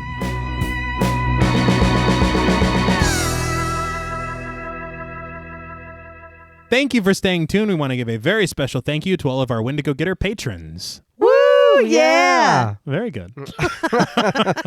A special thank you to Chris Ontiveros, Kristen Lofton, Megan Martinez, Kimberly Bass, Sophie Hodson, Anthony Jerome M., Jordan Nash, Kent Morton, Lala Thomas, Travis Anissa Hunter, Miguel Myers ATX, Jennifer Perez, Allison O'Neill, Carissa, TJ and Angie Bronson, Gabrielle Trevino, Spooky Mom, Applin Ontiveros, Karima Rhodes, Antonio Huerta, Kimberly Kleindienst, Will Brown, Sydney Smith, Osvaldo Soto, Bobby Holmes, Donna Eason, JD Rezak, Molly Gerhard, Armand Spasto, Aaron Aguirre, Eggy, William Berry, Brittany Ramatar, Charity Oxner, Amanda Six, Mandy Rainwater, Jordan Roberts, Dylan, Melissa Sierra, Holly Bryan, Jordan Blevins, Liz Heath, Spencer Montavo, Pancake the Panda, John Ramos, Michael Nuding, Alexis Roberts, Dan Laveau,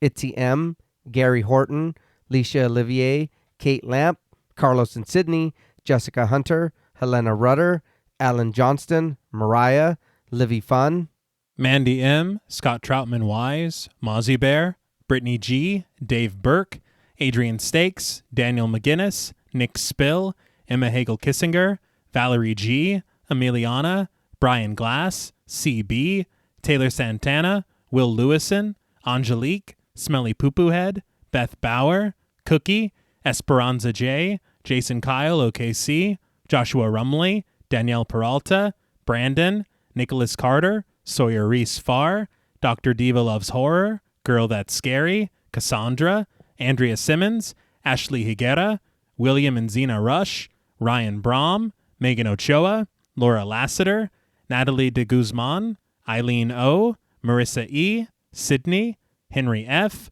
Megan M., Strangely Sarah, Christy Beck, Nancy and Andy, Amanda Lopez, Andy Terrell, Jason Hanovan, Abigail Spitzer, Katie K., Erica Morin, Cameron S., Nicole Stewart, Tris Wynn, K.87, Mariah Jensen, Carrie A., Lonnie Lono, Powell, Kayla E., Maggie H., Fernando Dominguez, Murder Stina, No Thanks Tom Hanks, Kevin McGonigal, Kristen Marcy, Ori 81 Boricua, Look Like That One Girl, Bog Boy, Felnez 63, Alita Pui, Probably My Jugs, Kate Thackeray, Wade Pack, A Lizard, Bay J, Jay Rich, Jen Lasseter, Topher Williams, Elena Metler, Neil Chesson, Valerie Kay, Kim Sterling, Christy Lee Kruger, Professor of Humanities Laura McCarricker, Naomi, Josh Smith, Autumn Green, Jess L., Eatsell, Heather Santayano, Abby Kopp,